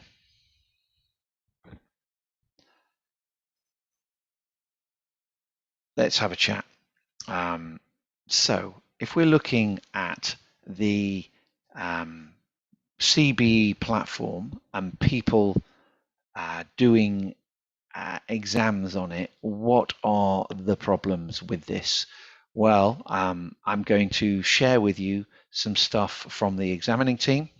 I did a webinar on this, and what they don't like is people using too much copying and pasting of large areas and then a bland comment saying this is an issue. Well, you've got to tell me what the issue is, what you believe the issue to be. Okay, so on the computer-based exam platform, that's really important that you do that. Yeah, make sense? Okay. The key word is synthesis. Okay, and what that means is you take information and knowledge and you add your own spin on it. Yeah, you don't just brain dump a load of academic theory. The academic theory might inspire you to structure an answer, but synthesis is, you interpreting what you see and having an opinion. Okay. Is that clear? Has anyone got any questions on that for me?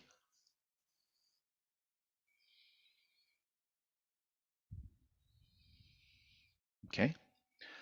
What else? non-professional looking answers. I mean, there's no negative marking, as I've said, but don't have messy, unstructured. I mean, it should be easier on the computer-based platform for you to be able to do much better structured answers.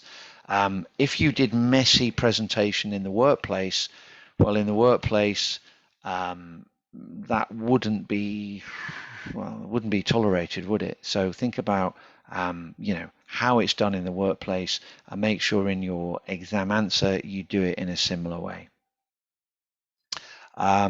Word processing functionality, well, it's really important, and maybe we can have a look that we go, I mean, how many of us, just out of interest, how many of us have done a mock 2-time on the ACCA CBE platform?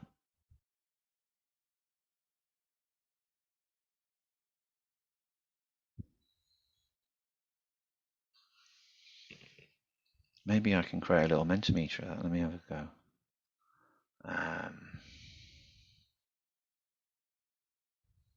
Put it in a chat box. I'm just going to see whether I can on here.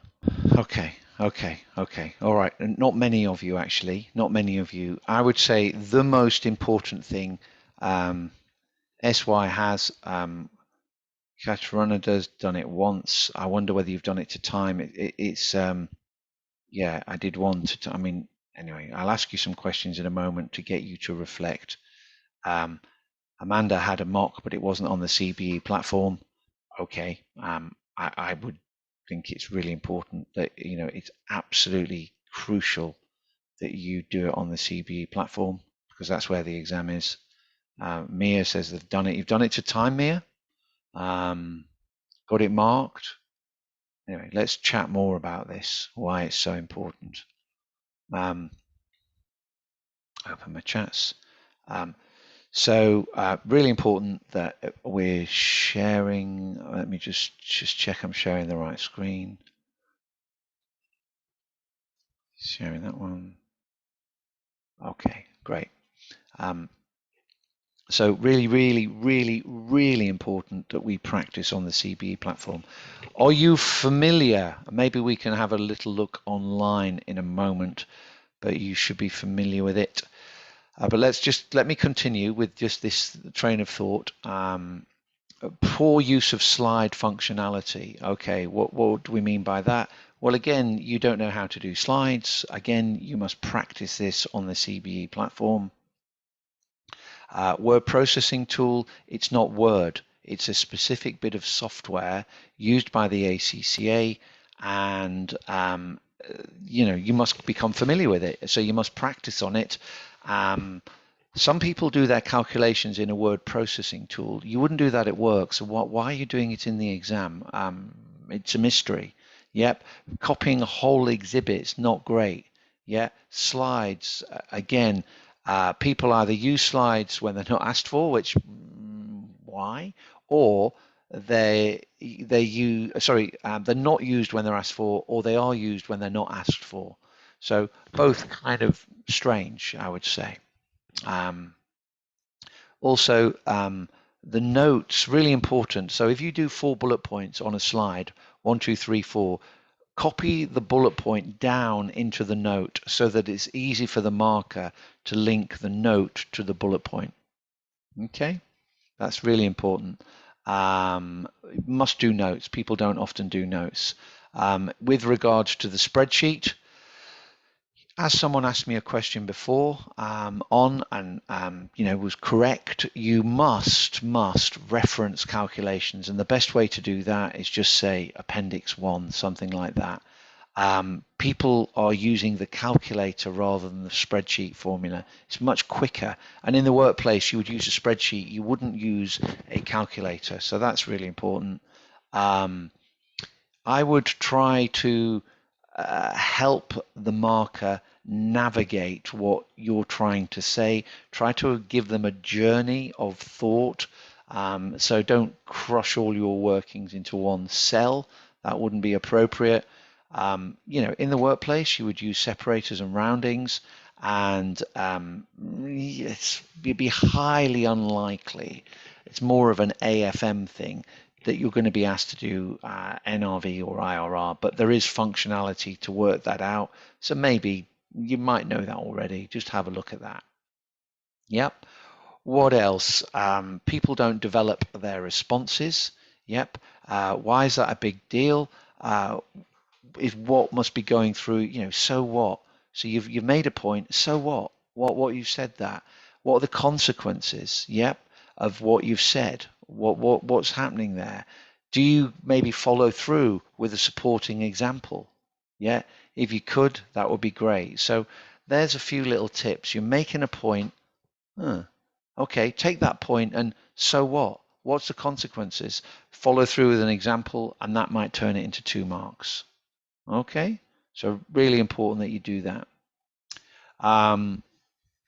What else was the examining team saying about CBE stuff? Well, too much copy and paste, not professional answers, don't really understand the word and spreadsheet functionality, and too short responses. So what you can do, if you just bear with me a second, my whole internet has just gone down. And what I'm going to do, I'm going to try and go on to the ACCA website. So I'm just going to type this in.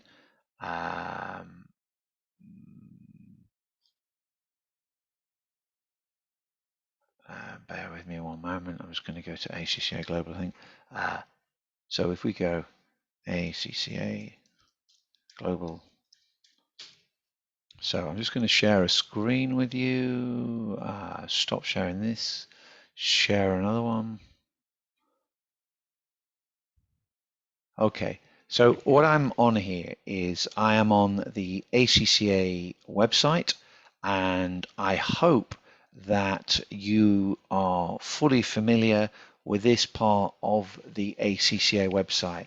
And what we've got here, you should go through this on-demand webinar of how you get ready for SBL, computer-based exams. There's lots of videos there. I think I've recorded some of those videos, so have a look at that. Also, there is a PDF of the platform guidance here. So if I was to click on this, I don't know whether is it going to open, or do I have to, let me have a look. Yes, so here we go. Here's a strategic professional guidance for SBL, and what this talks about, you should go and experience it yourself as well. It says here, question practice is key to exam success. I don't know if you can see that at the bottom. Use the ACCA practice platform to practice constructing answers. And so when you're doing answers, so I would recommend that if you are doing questions, you go onto the ACCA website, or if you have official publishers for the ACCA are only Kaplan and BPP. So you look at their kit, and when you're doing your answers, have a look on the website. And what is talked about here, you can, if you log on to the CBE platform, see all of this, but if you want to kind of print this out and read it, it does give you lots of information there.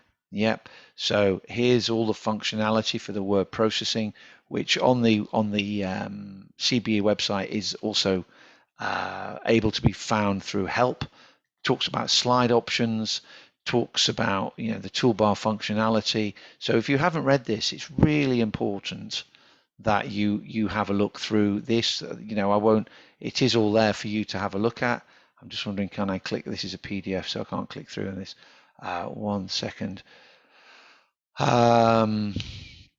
We can on here go and do so if I go on here and I might do a practice exam, you have to log into the platform here, and it's just wiped everything out that I've put in, but you log in and then you really need to make sure you've done that a few times. Yep. Any questions? Let me just, so I can see question. I'm going to just stop sharing that. Any questions on that? Because that is one of the most important things that I think I'm going to say to you today. CPG says, can I distinguish those 5 professional skills for you. No problem. Can I come back on some of that? See, but I will do. I can come back and talk about it, and maybe we can have a look at.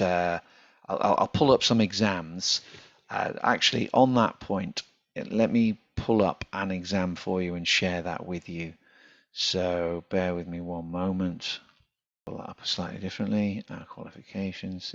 I mean, you know, the website can sometimes be slightly challenging to navigate, but that should not stop you looking through it. So just one moment. I'm going to share that just so you can see what I'm doing here. Think, what am I playing? This is about administering exams. I want to do SBL past exams.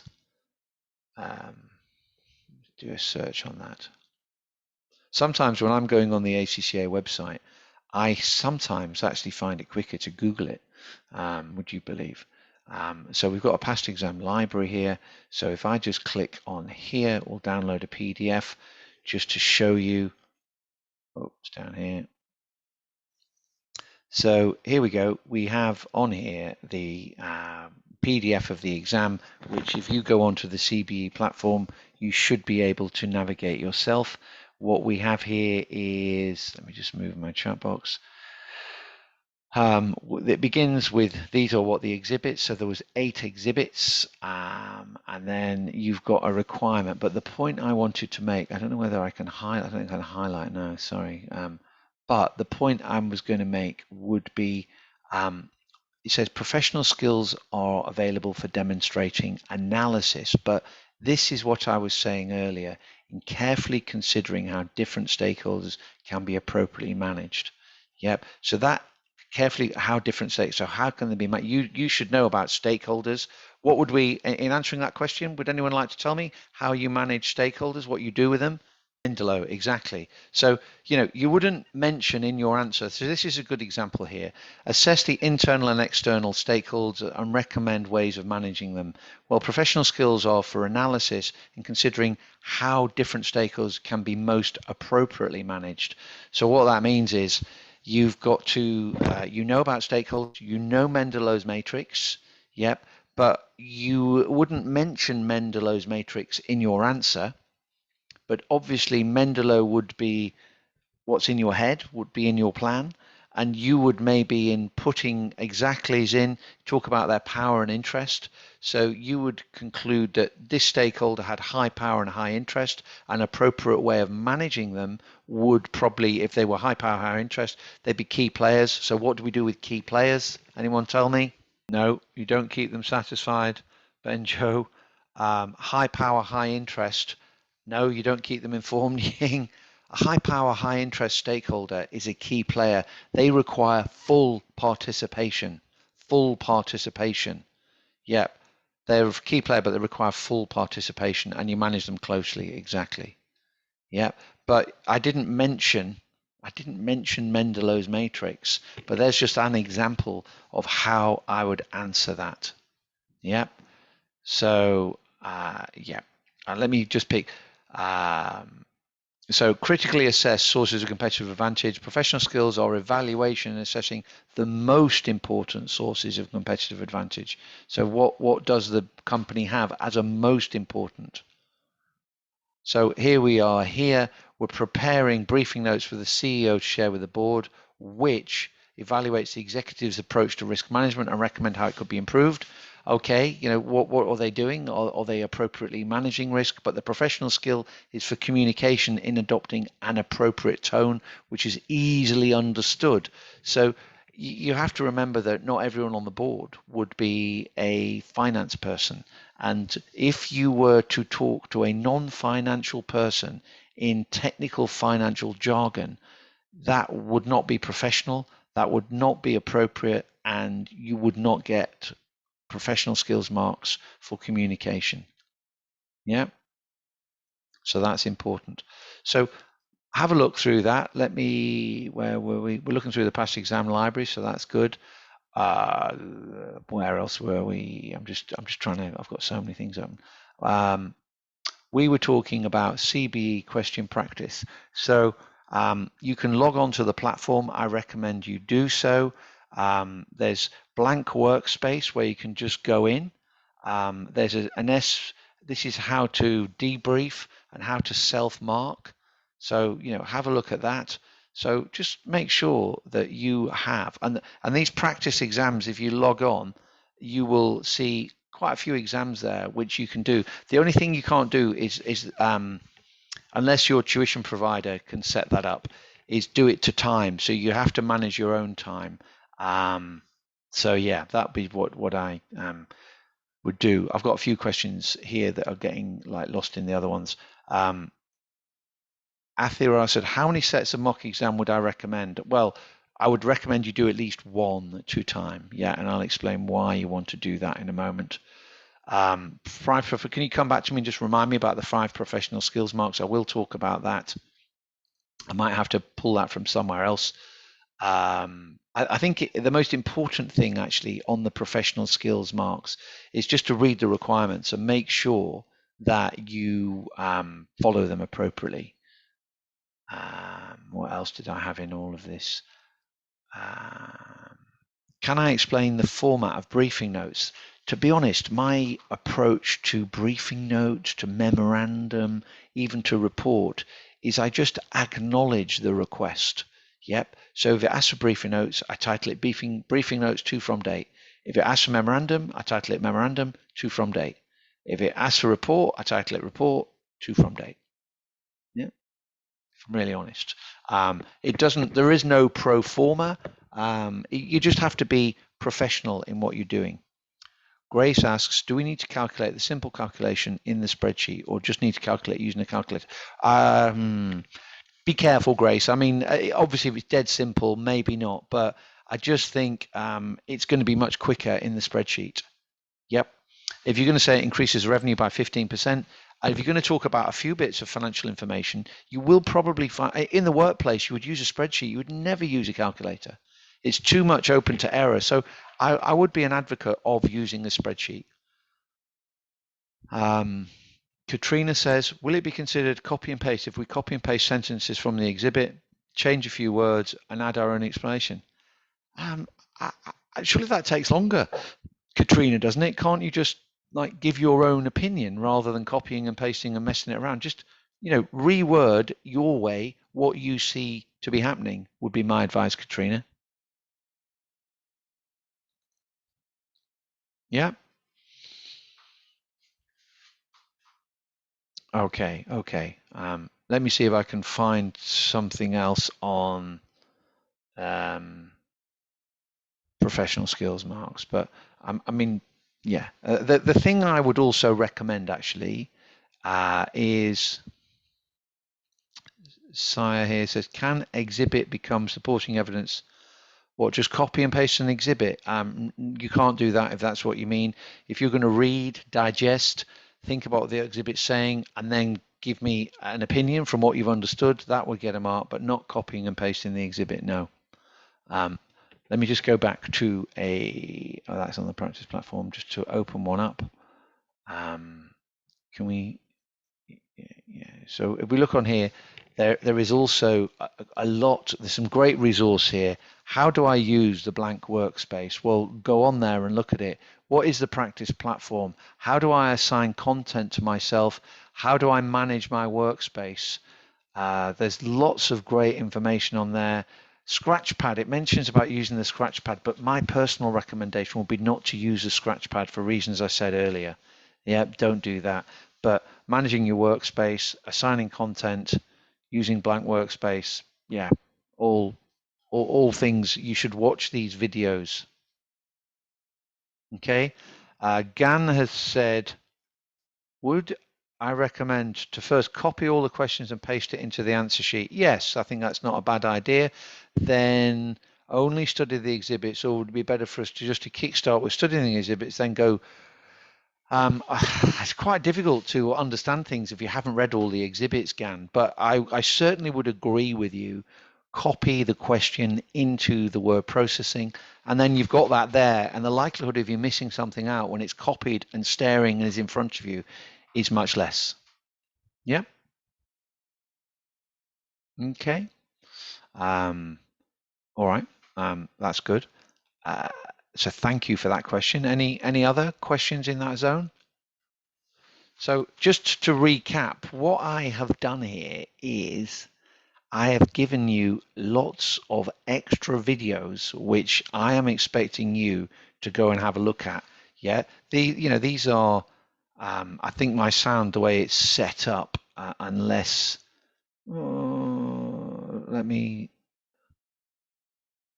this is quite a good one, I think. I think I might just have to stop sharing. Just one moment. Let's see whether this works. You can tell me in the chat box if this works.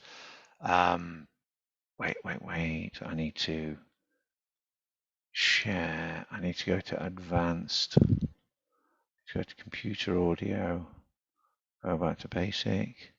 Sorry, I'm talking to myself, but it's just there's certain things you have to do on Zoom so that you can hear the audio. So I'm going to share this. I'm going to go on here. I'm going to blow this up.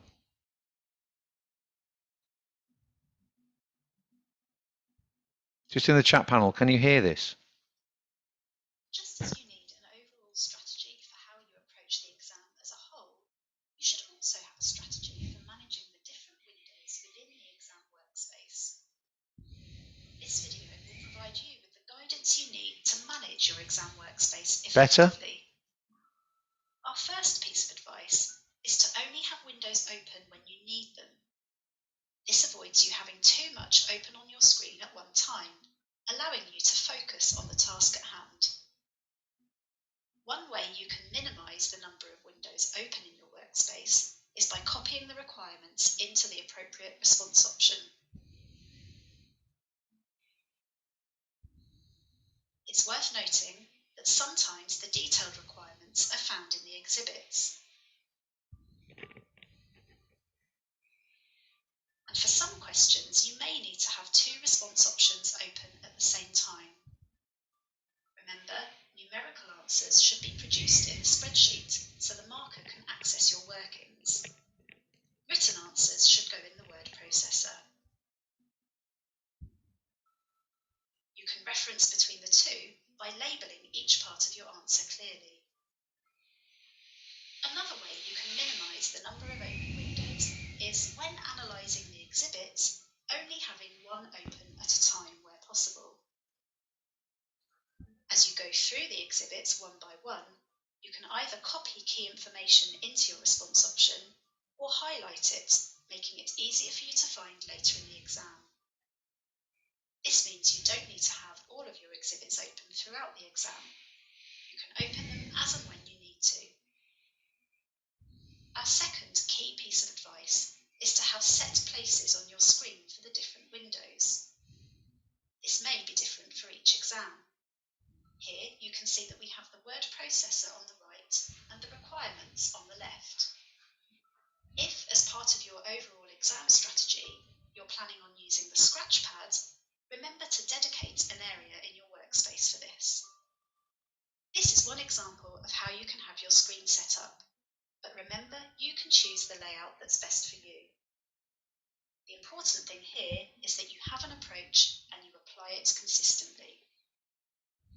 Our third piece of advice for effective workspace management is, where possible, to ensure you're not covering the top and bottom toolbars to make it easier to access these functions.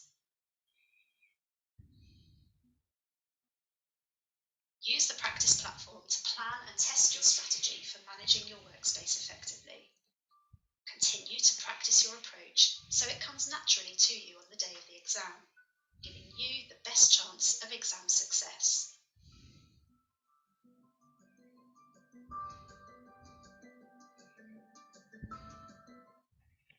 Okay, so that is an example of just one of the many videos you will find. So if you haven't been digesting and absorbing that, this is really important for you to have a look at. Yeah, critically important. Okay, so please, after this webinar, familiarize yourself with all these great resources and videos, how to assign content to yourself, how to manage the screen, and really the best way of doing it as well as watching a video, is to actually, do it yourself. So that's really important. And there's other guidance. There's yeah, have a look. There's great resource. Lots of the lady speaking there is Lucy. She's part of the examining education team, and yeah, lots of great advice. So my point is, there's lots and lots of resources there that you need to familiarize yourself with. Log on to the practice platform, become familiar with it, and yeah, that's what we need to do. Did I get yeah, and pretty much what Lucy said there was everything I've been saying to you so far about how we do things. Okay, any questions at all on any of that? Lots of great resource there.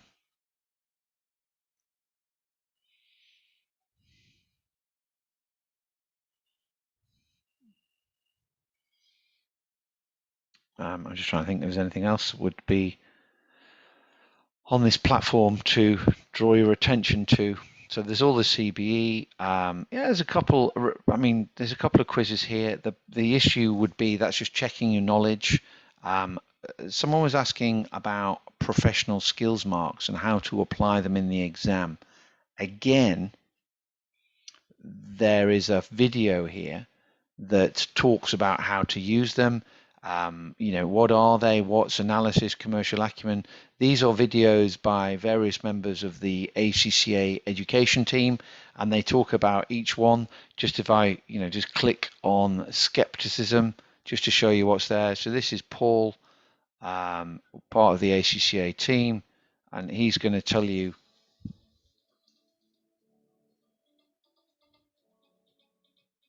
As in the real world, during your exam, you'll face a substantial amount of information in various forms. Can you be sure that the information is correct, truthful, or complete? You can't.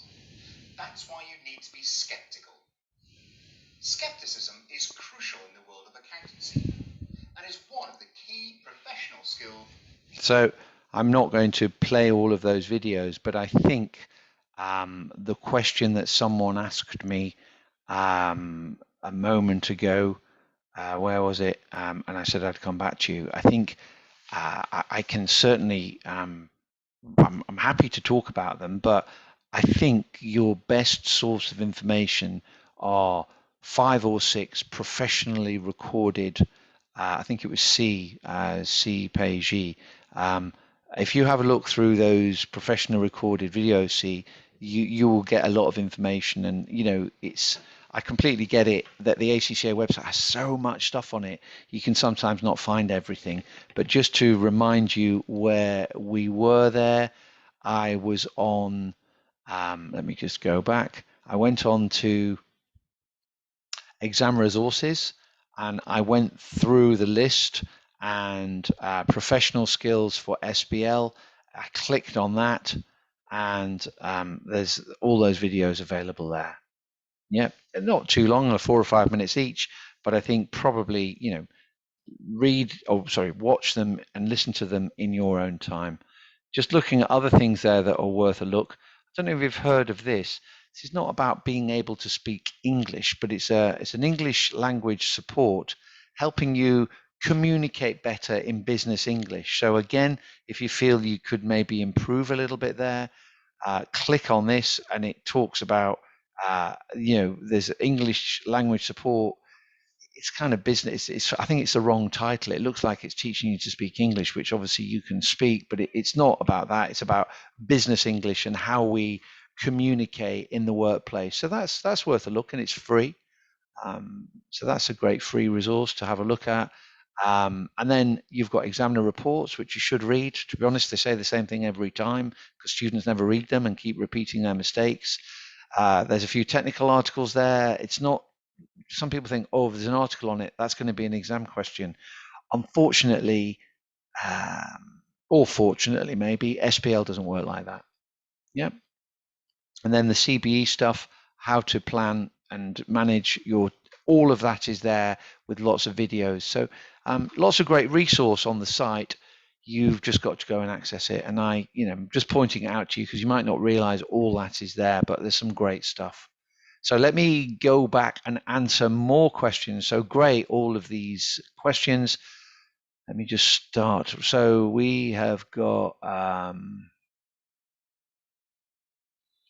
Nadhira, if we exceed the time we allocate for each requirement, do we continue to finish it or leave and come back? You leave and come back. Why do I say that?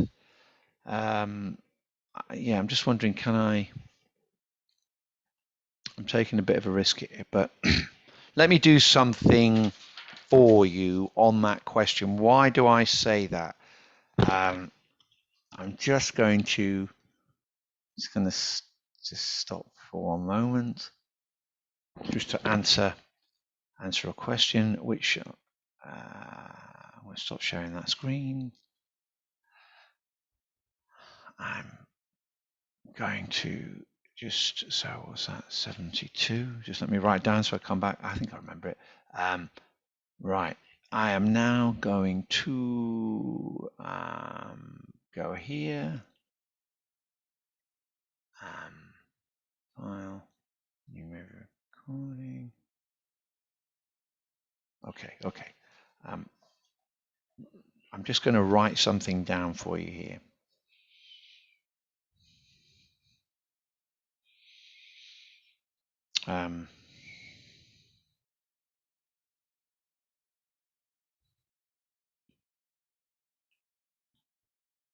Okay. Now I need to share a screen. Share that one for you. Okay. So I'm just going to. Can you see a pink line on the screen? Let me know that in the chat box so that I'm actually. Yes, great. Okay. So let's just do a quick thing here. If we say this is mark score per minute and this is time. This was an exercise I did with the examining team a while ago now. It was pre-SBL actually. But we did a little sample. And what we showed was when you answer a question, your mark per minute score kind of goes like that, and then like that, and like that. So say there was 3 questions on an SBL exam. Question 1, question 2, question 3, and this would be 4 hours. Okay, hopefully you're with me.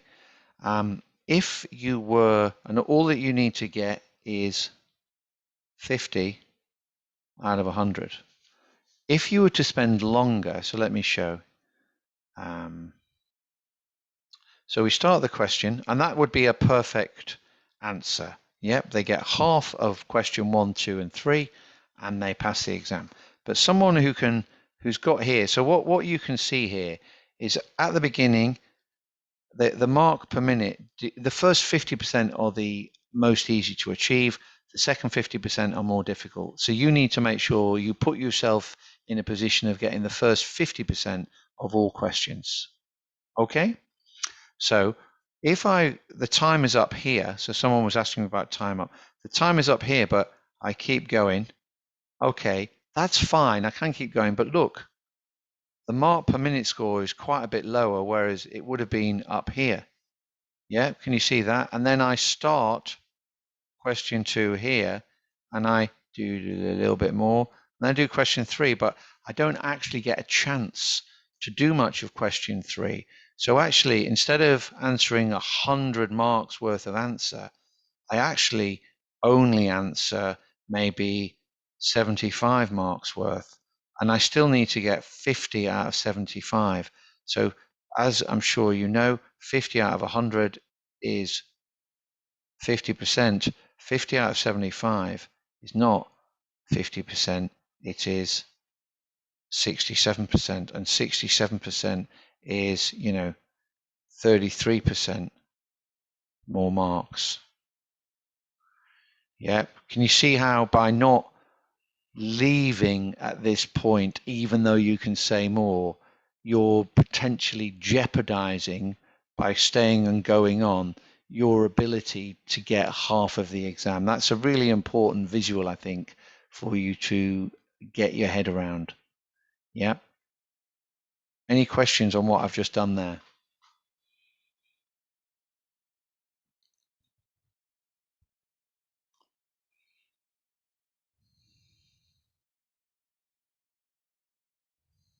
No? That's okay? You sure?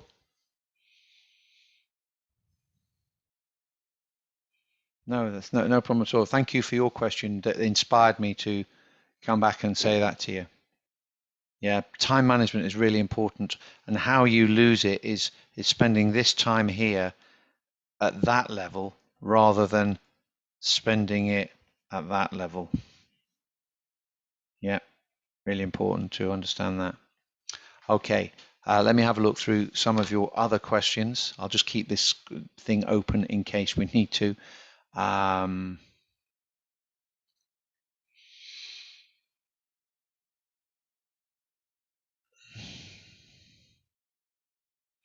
me have a look. Do we need to delete the questions we've copied and pasted? No, you just need to make it clear to the marker what you're doing. That's all you need to do. Naily said, should we read the exhibit within 40 minutes? May I know how long you would recommend us to copy and paste arranging and reading the requirements? Well, reading and planning would be 40 minutes. I would say, okay, you need to practice reading. You shouldn't be spending more than an hour reading and planning and putting things in different areas, Naily. Do I write answers in the word processing area or the spreadsheet area? What I'd say is, what would you do in the workplace? Would you write a report in an Excel spreadsheet, or would you write it in the word processing area? I think you know the answer, yep. And so therefore, think about what you do in the workplace and do that in the exam. Yeah, the videos, yeah, watch the videos. That's right. That's a good thing to do.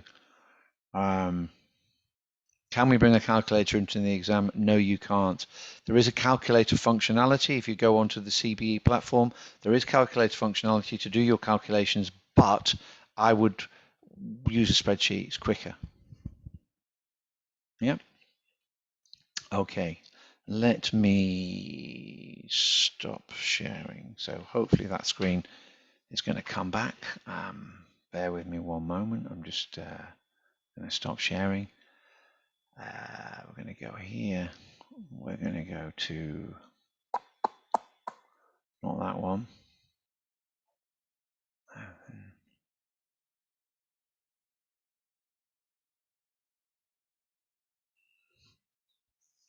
Okay, so we're back where we want to be. Now, what I want to talk about next, and I want to share, wait a moment, because I closed all that down. I just need to,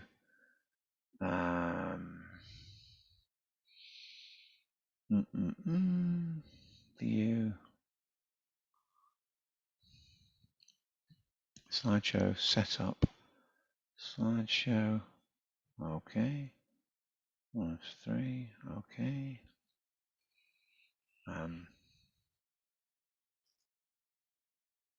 I'm not sure this is going to play.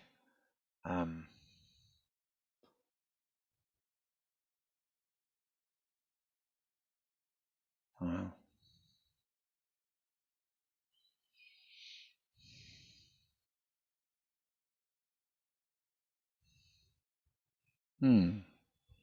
I pulled the wire out.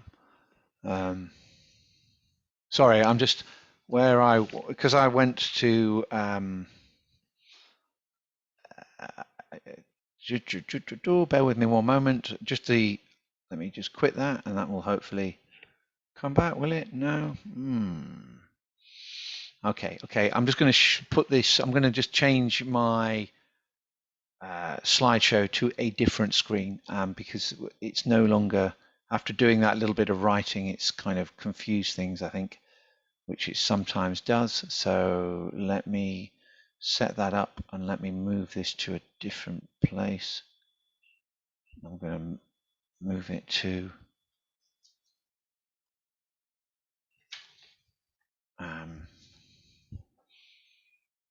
Okay.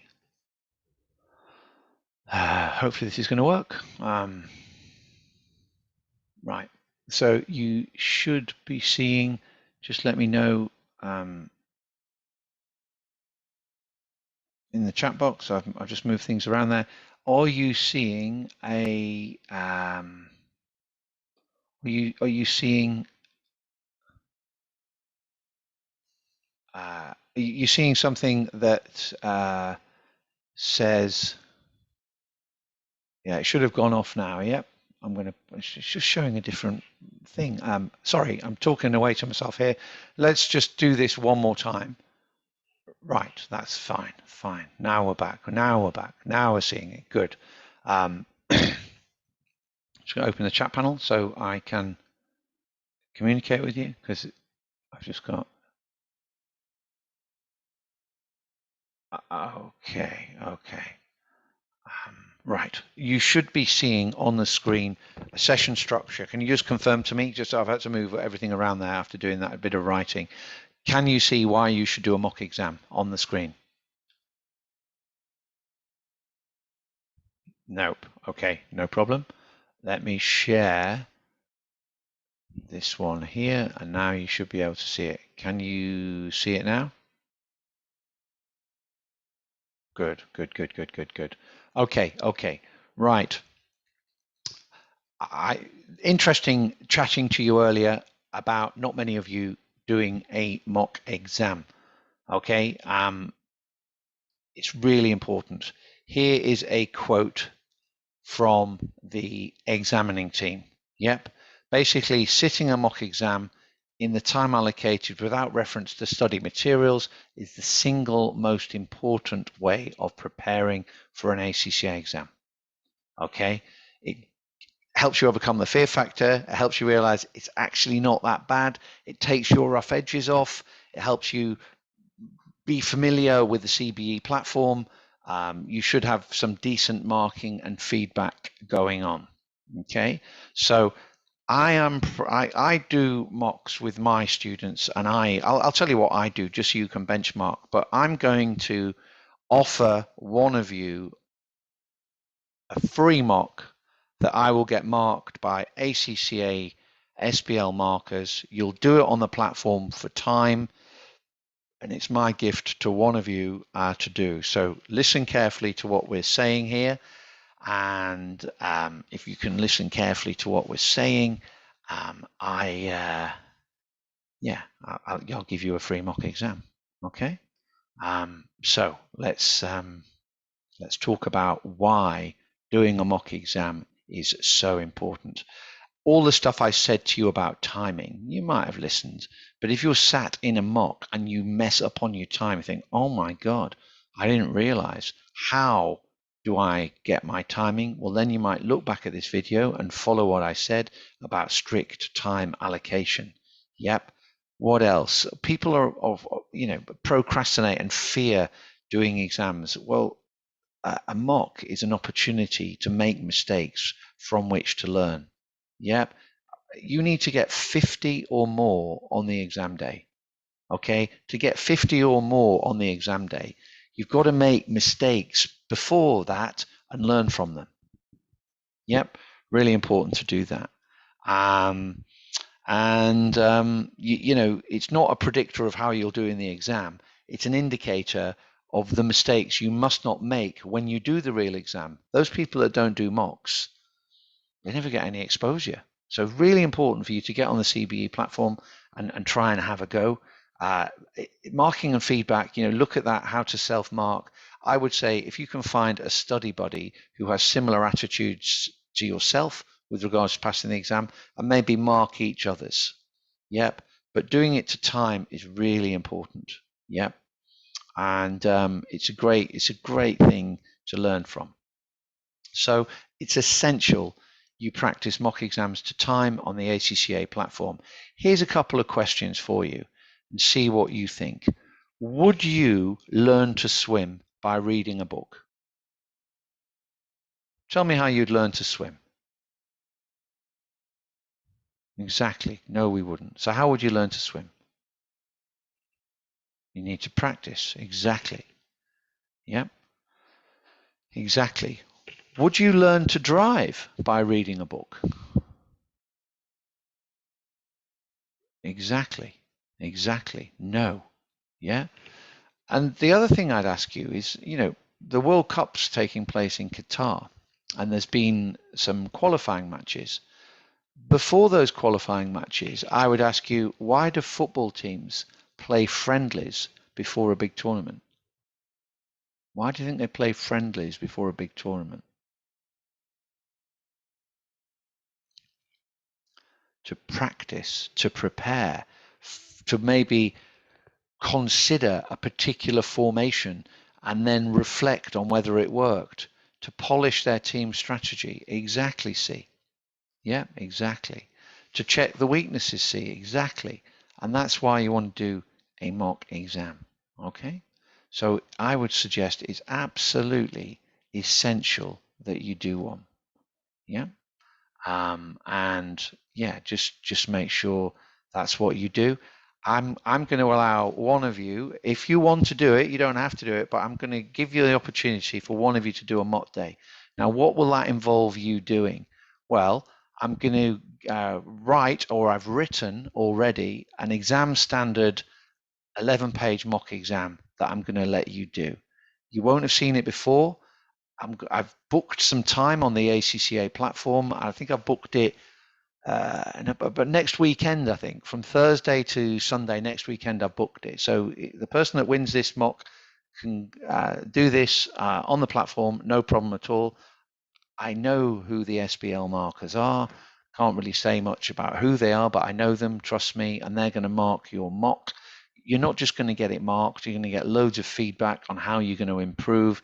I'll give you some answers as well. I'll give you a full video debrief as well. And yeah, go on, I'll throw in some WhatsApp support as well. So you can WhatsApp me about the mock, and I'll give you links to some useful videos as well. So there you go. I'm going to do that, and I'm going to ask a question, and someone's going to get a free mock. So what am I going to ask? Let's see. So it's the fastest finger wins here. So if you've popped out to have a cup of tea and you're listening to this on record, well, sorry about that. But what am I going to ask? Who is, and I wonder whether you know this or not, you might not, might be too difficult a question, this one. Oh, who is, and yeah, let me think of it. Who, does anyone know, this is too hard, I'm going to ask it anyway. Who is the chancellor of the, no, it's too difficult. Who is the chief executive of Microsoft? There you go. There's the first one. Fastest finger wins, and you can't be Googling it. Fastest finger wins, chief executive of Microsoft. No, tried though. It was. Hey, there we go. Someone.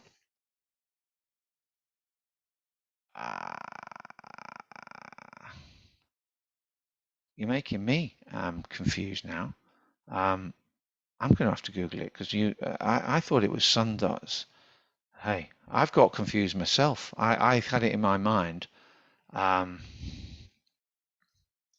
Whoever is first on that chat list, yeah, yes, that's why you're. Oh, that was a good answer, but the wrong answer. I was getting confused. Sundar Pichai is actually the chief executive of. Anyone know? Where's my? I've lost my chat box. Sorry. Where's my chat box?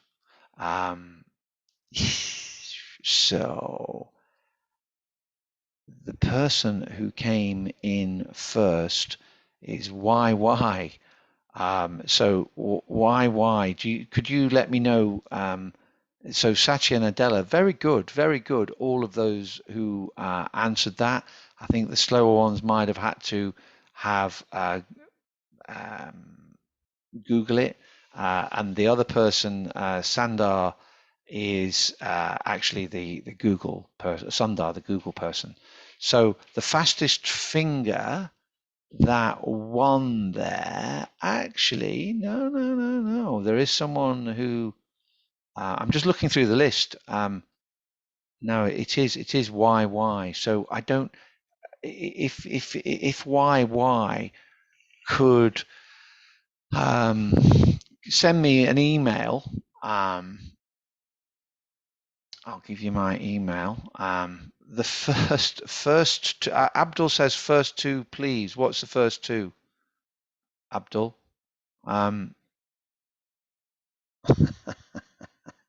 Let me have a look. I'm sorry, there's a big long chat here. You've never been so alive all day long.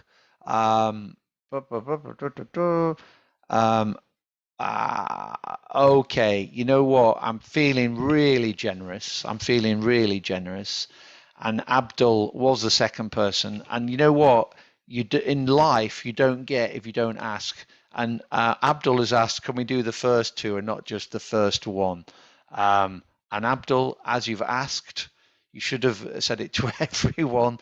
But as you've asked, I am happy to allow YY and Abdul Azim to do a mock, which I lay on for myself. And actually, you know, people can.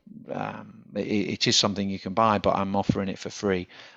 So Abdul, I'm going to give you a free mock, and I'll give you all the details. Benjo says, can all of us have it? Well, it does cost me money, Benjo, because I have to book space on the ACCA platform. I have to write a fresh mock. So I've given. I was only going to give it to one person for free, and I have given it to two people for free. But if that's very nice, admin. Congratulating, yes. So you're going to get a free mock, and great. Yeah. So well done. Thank you, Hazi. That's very kind and very polite of you as well. So free mocks for that, but yeah, not a problem. And well done for asking, Abdul. Well done for saying, look, can you have two? Perfect. That's what you've got to do in life to get ahead sometimes. And well done for asking. And I've written that. It's on my website how to do one of those if you want to do that.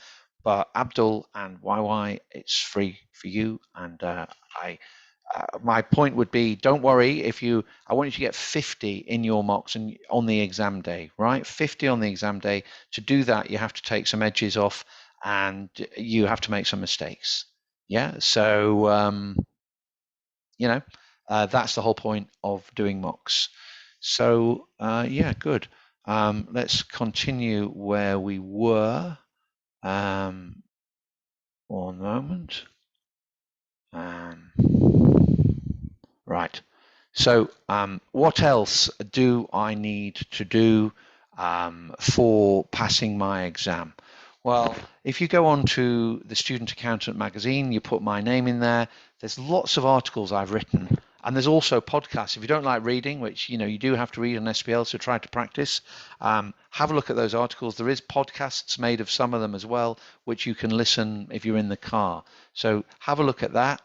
The other thing, we've had a chat, and I think you've agreed with what I've said, but when are you actually going to do these things? Well, the exam is getting closer and closer and closer. You need to enable yourself to do those things by setting yourself a clear timetable of living, not a timetable of study, but a timetable of living. So work, rest, and play. Yep. Put it in the diary. Break your study time into manageable chunks to help your brain stay agile and absorbent and able to study. Mix in a little bit of mindfulness. Again, go onto the ACCA website and go on to mental health on the ACCA website, and they've got various resources which will just help keep you calm. So mindfulness, meditation are good things. Think about exercise and diet as well. Yep. Brain food. Yeah. In the same way, if you're training for a marathon, you would be thinking. So very quickly, if you go, you'll see a picture of a Ferrari, a picture of a sat nav. Get yourself study fit, get a plan. Yep, that's really, really important stuff. You should at this stage be understanding when you are best. Are you a morning person, evening person? If work is putting a lot of pressure on you, you want to pass this exam, you want to prioritize things. Your exam is the most important. Yep, you can see your friends in 4 weeks' time. and you can see them for an hour or so because you've timetabled your life, but your priority is to pass the exam. Yep. Other things when you're studying, think about giving yourself little rewards for all your work. Your timetable is going to set deadlines, and when doing timetabling, break it into chunks. There's things like Pomodoro time management technique. You might have heard of that. That's quite useful. What else would I say? Well, the other thing I think it's really important for you to do is have a conversation with yourself about why you're doing this and how this exam is going to change your life. Because if you think about how it's going to change your life, that is going to make it much easier to just go the extra mile to work hard and get it done. Yeah. So really, don't just want to pass the exam. It's going to do something for you. And actually, if you're not quite clear what I'm saying, have a read of that article on the Student Accountant about creating visuals to encourage you to motivate. That will be really important to keep your eye on that prize. Okay, other things I can help you with. I do post quite a bit on LinkedIn. Some of you might follow me on LinkedIn, but it's all free, and I will share stuff if there's stuff the ACCA I've been or I've been doing work on the ACCA. You can find that on LinkedIn. I do a newsletter. I haven't put my newsletter link there, but if you look on my website, I think you signed up to a newsletter, which again is all free. And if you've got colleagues who are studying SBL next time, tell them to sign up for that, and I will send them some free resource, which is linked to work I do with the ACCA on SBL. And yeah, do that. That's a way of maybe getting in contact. So what I'm going to do, I'm going to give you. We've been on a while now. I'm going to give you maybe a 5-minute warning, or maybe a little bit longer. But just we're going to bring things to a close. But before we bring things to a close, I would like to give you another opportunity to ask anything you want. Yeah, anything you want. If we answer a point with 2 proper sentences, will we get 2 points? It's not about the volume, but if you answer the first sentence dealing with the task and you answer the second sentence taking that task and talking about the consequences and the so whats, there's a very strong chance you will get 2 points, yes. It's not about the number of sentences, Kalai. It's about the quality, not the quantity. What would be my last and most important tips to excel in SBL? Thank you, Sasha. I would say, organize yourself, as I've suggested. I think in the exam, the most important thing is reading the question and time management. And I think it's also important to have confidence to give an opinion on something which might not actually be able to be sourced from a textbook. It's something in the workplace that people often are afraid. Far better to do that than leave the space blank. Important tip to excel in SL is manage your time and read the question, and not be afraid of giving an opinion like you would give in the real workplace. That would be my tips, Shasha. Kwong says, do we need to write a definition of a term or a model? No, you don't, Kwong. You don't need to write any model. Yeah, there's no marks for that. Yeah, there's no marks for doing calculations on their own without explaining them. So it's not a technical exam. I must stress that. It is not a technical exam. I'll just say that one more time. It's not a technical exam. If you're talking about models, that is not how you talk in the workplace. Yep. So please, no models, Kwong. Yep. Use models as the secret tools of a strategy consultant. The model creates a framework for how you're going to craft your answer.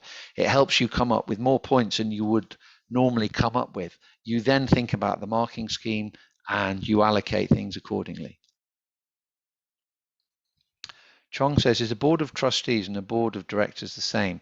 Kind of, yes. A board of trustees would be like the board of directors of a charity or a public sector business. So they don't have shareholders, but to look after the interests of the donors and stuff to a charity, they kind of have a similar role, yes.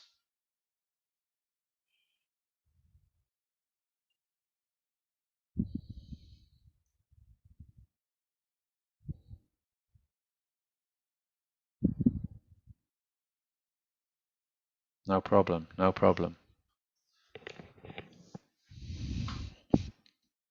Okay, well, I think, you know, that's the kind of, we've had lots of great questions. I hope it's been useful.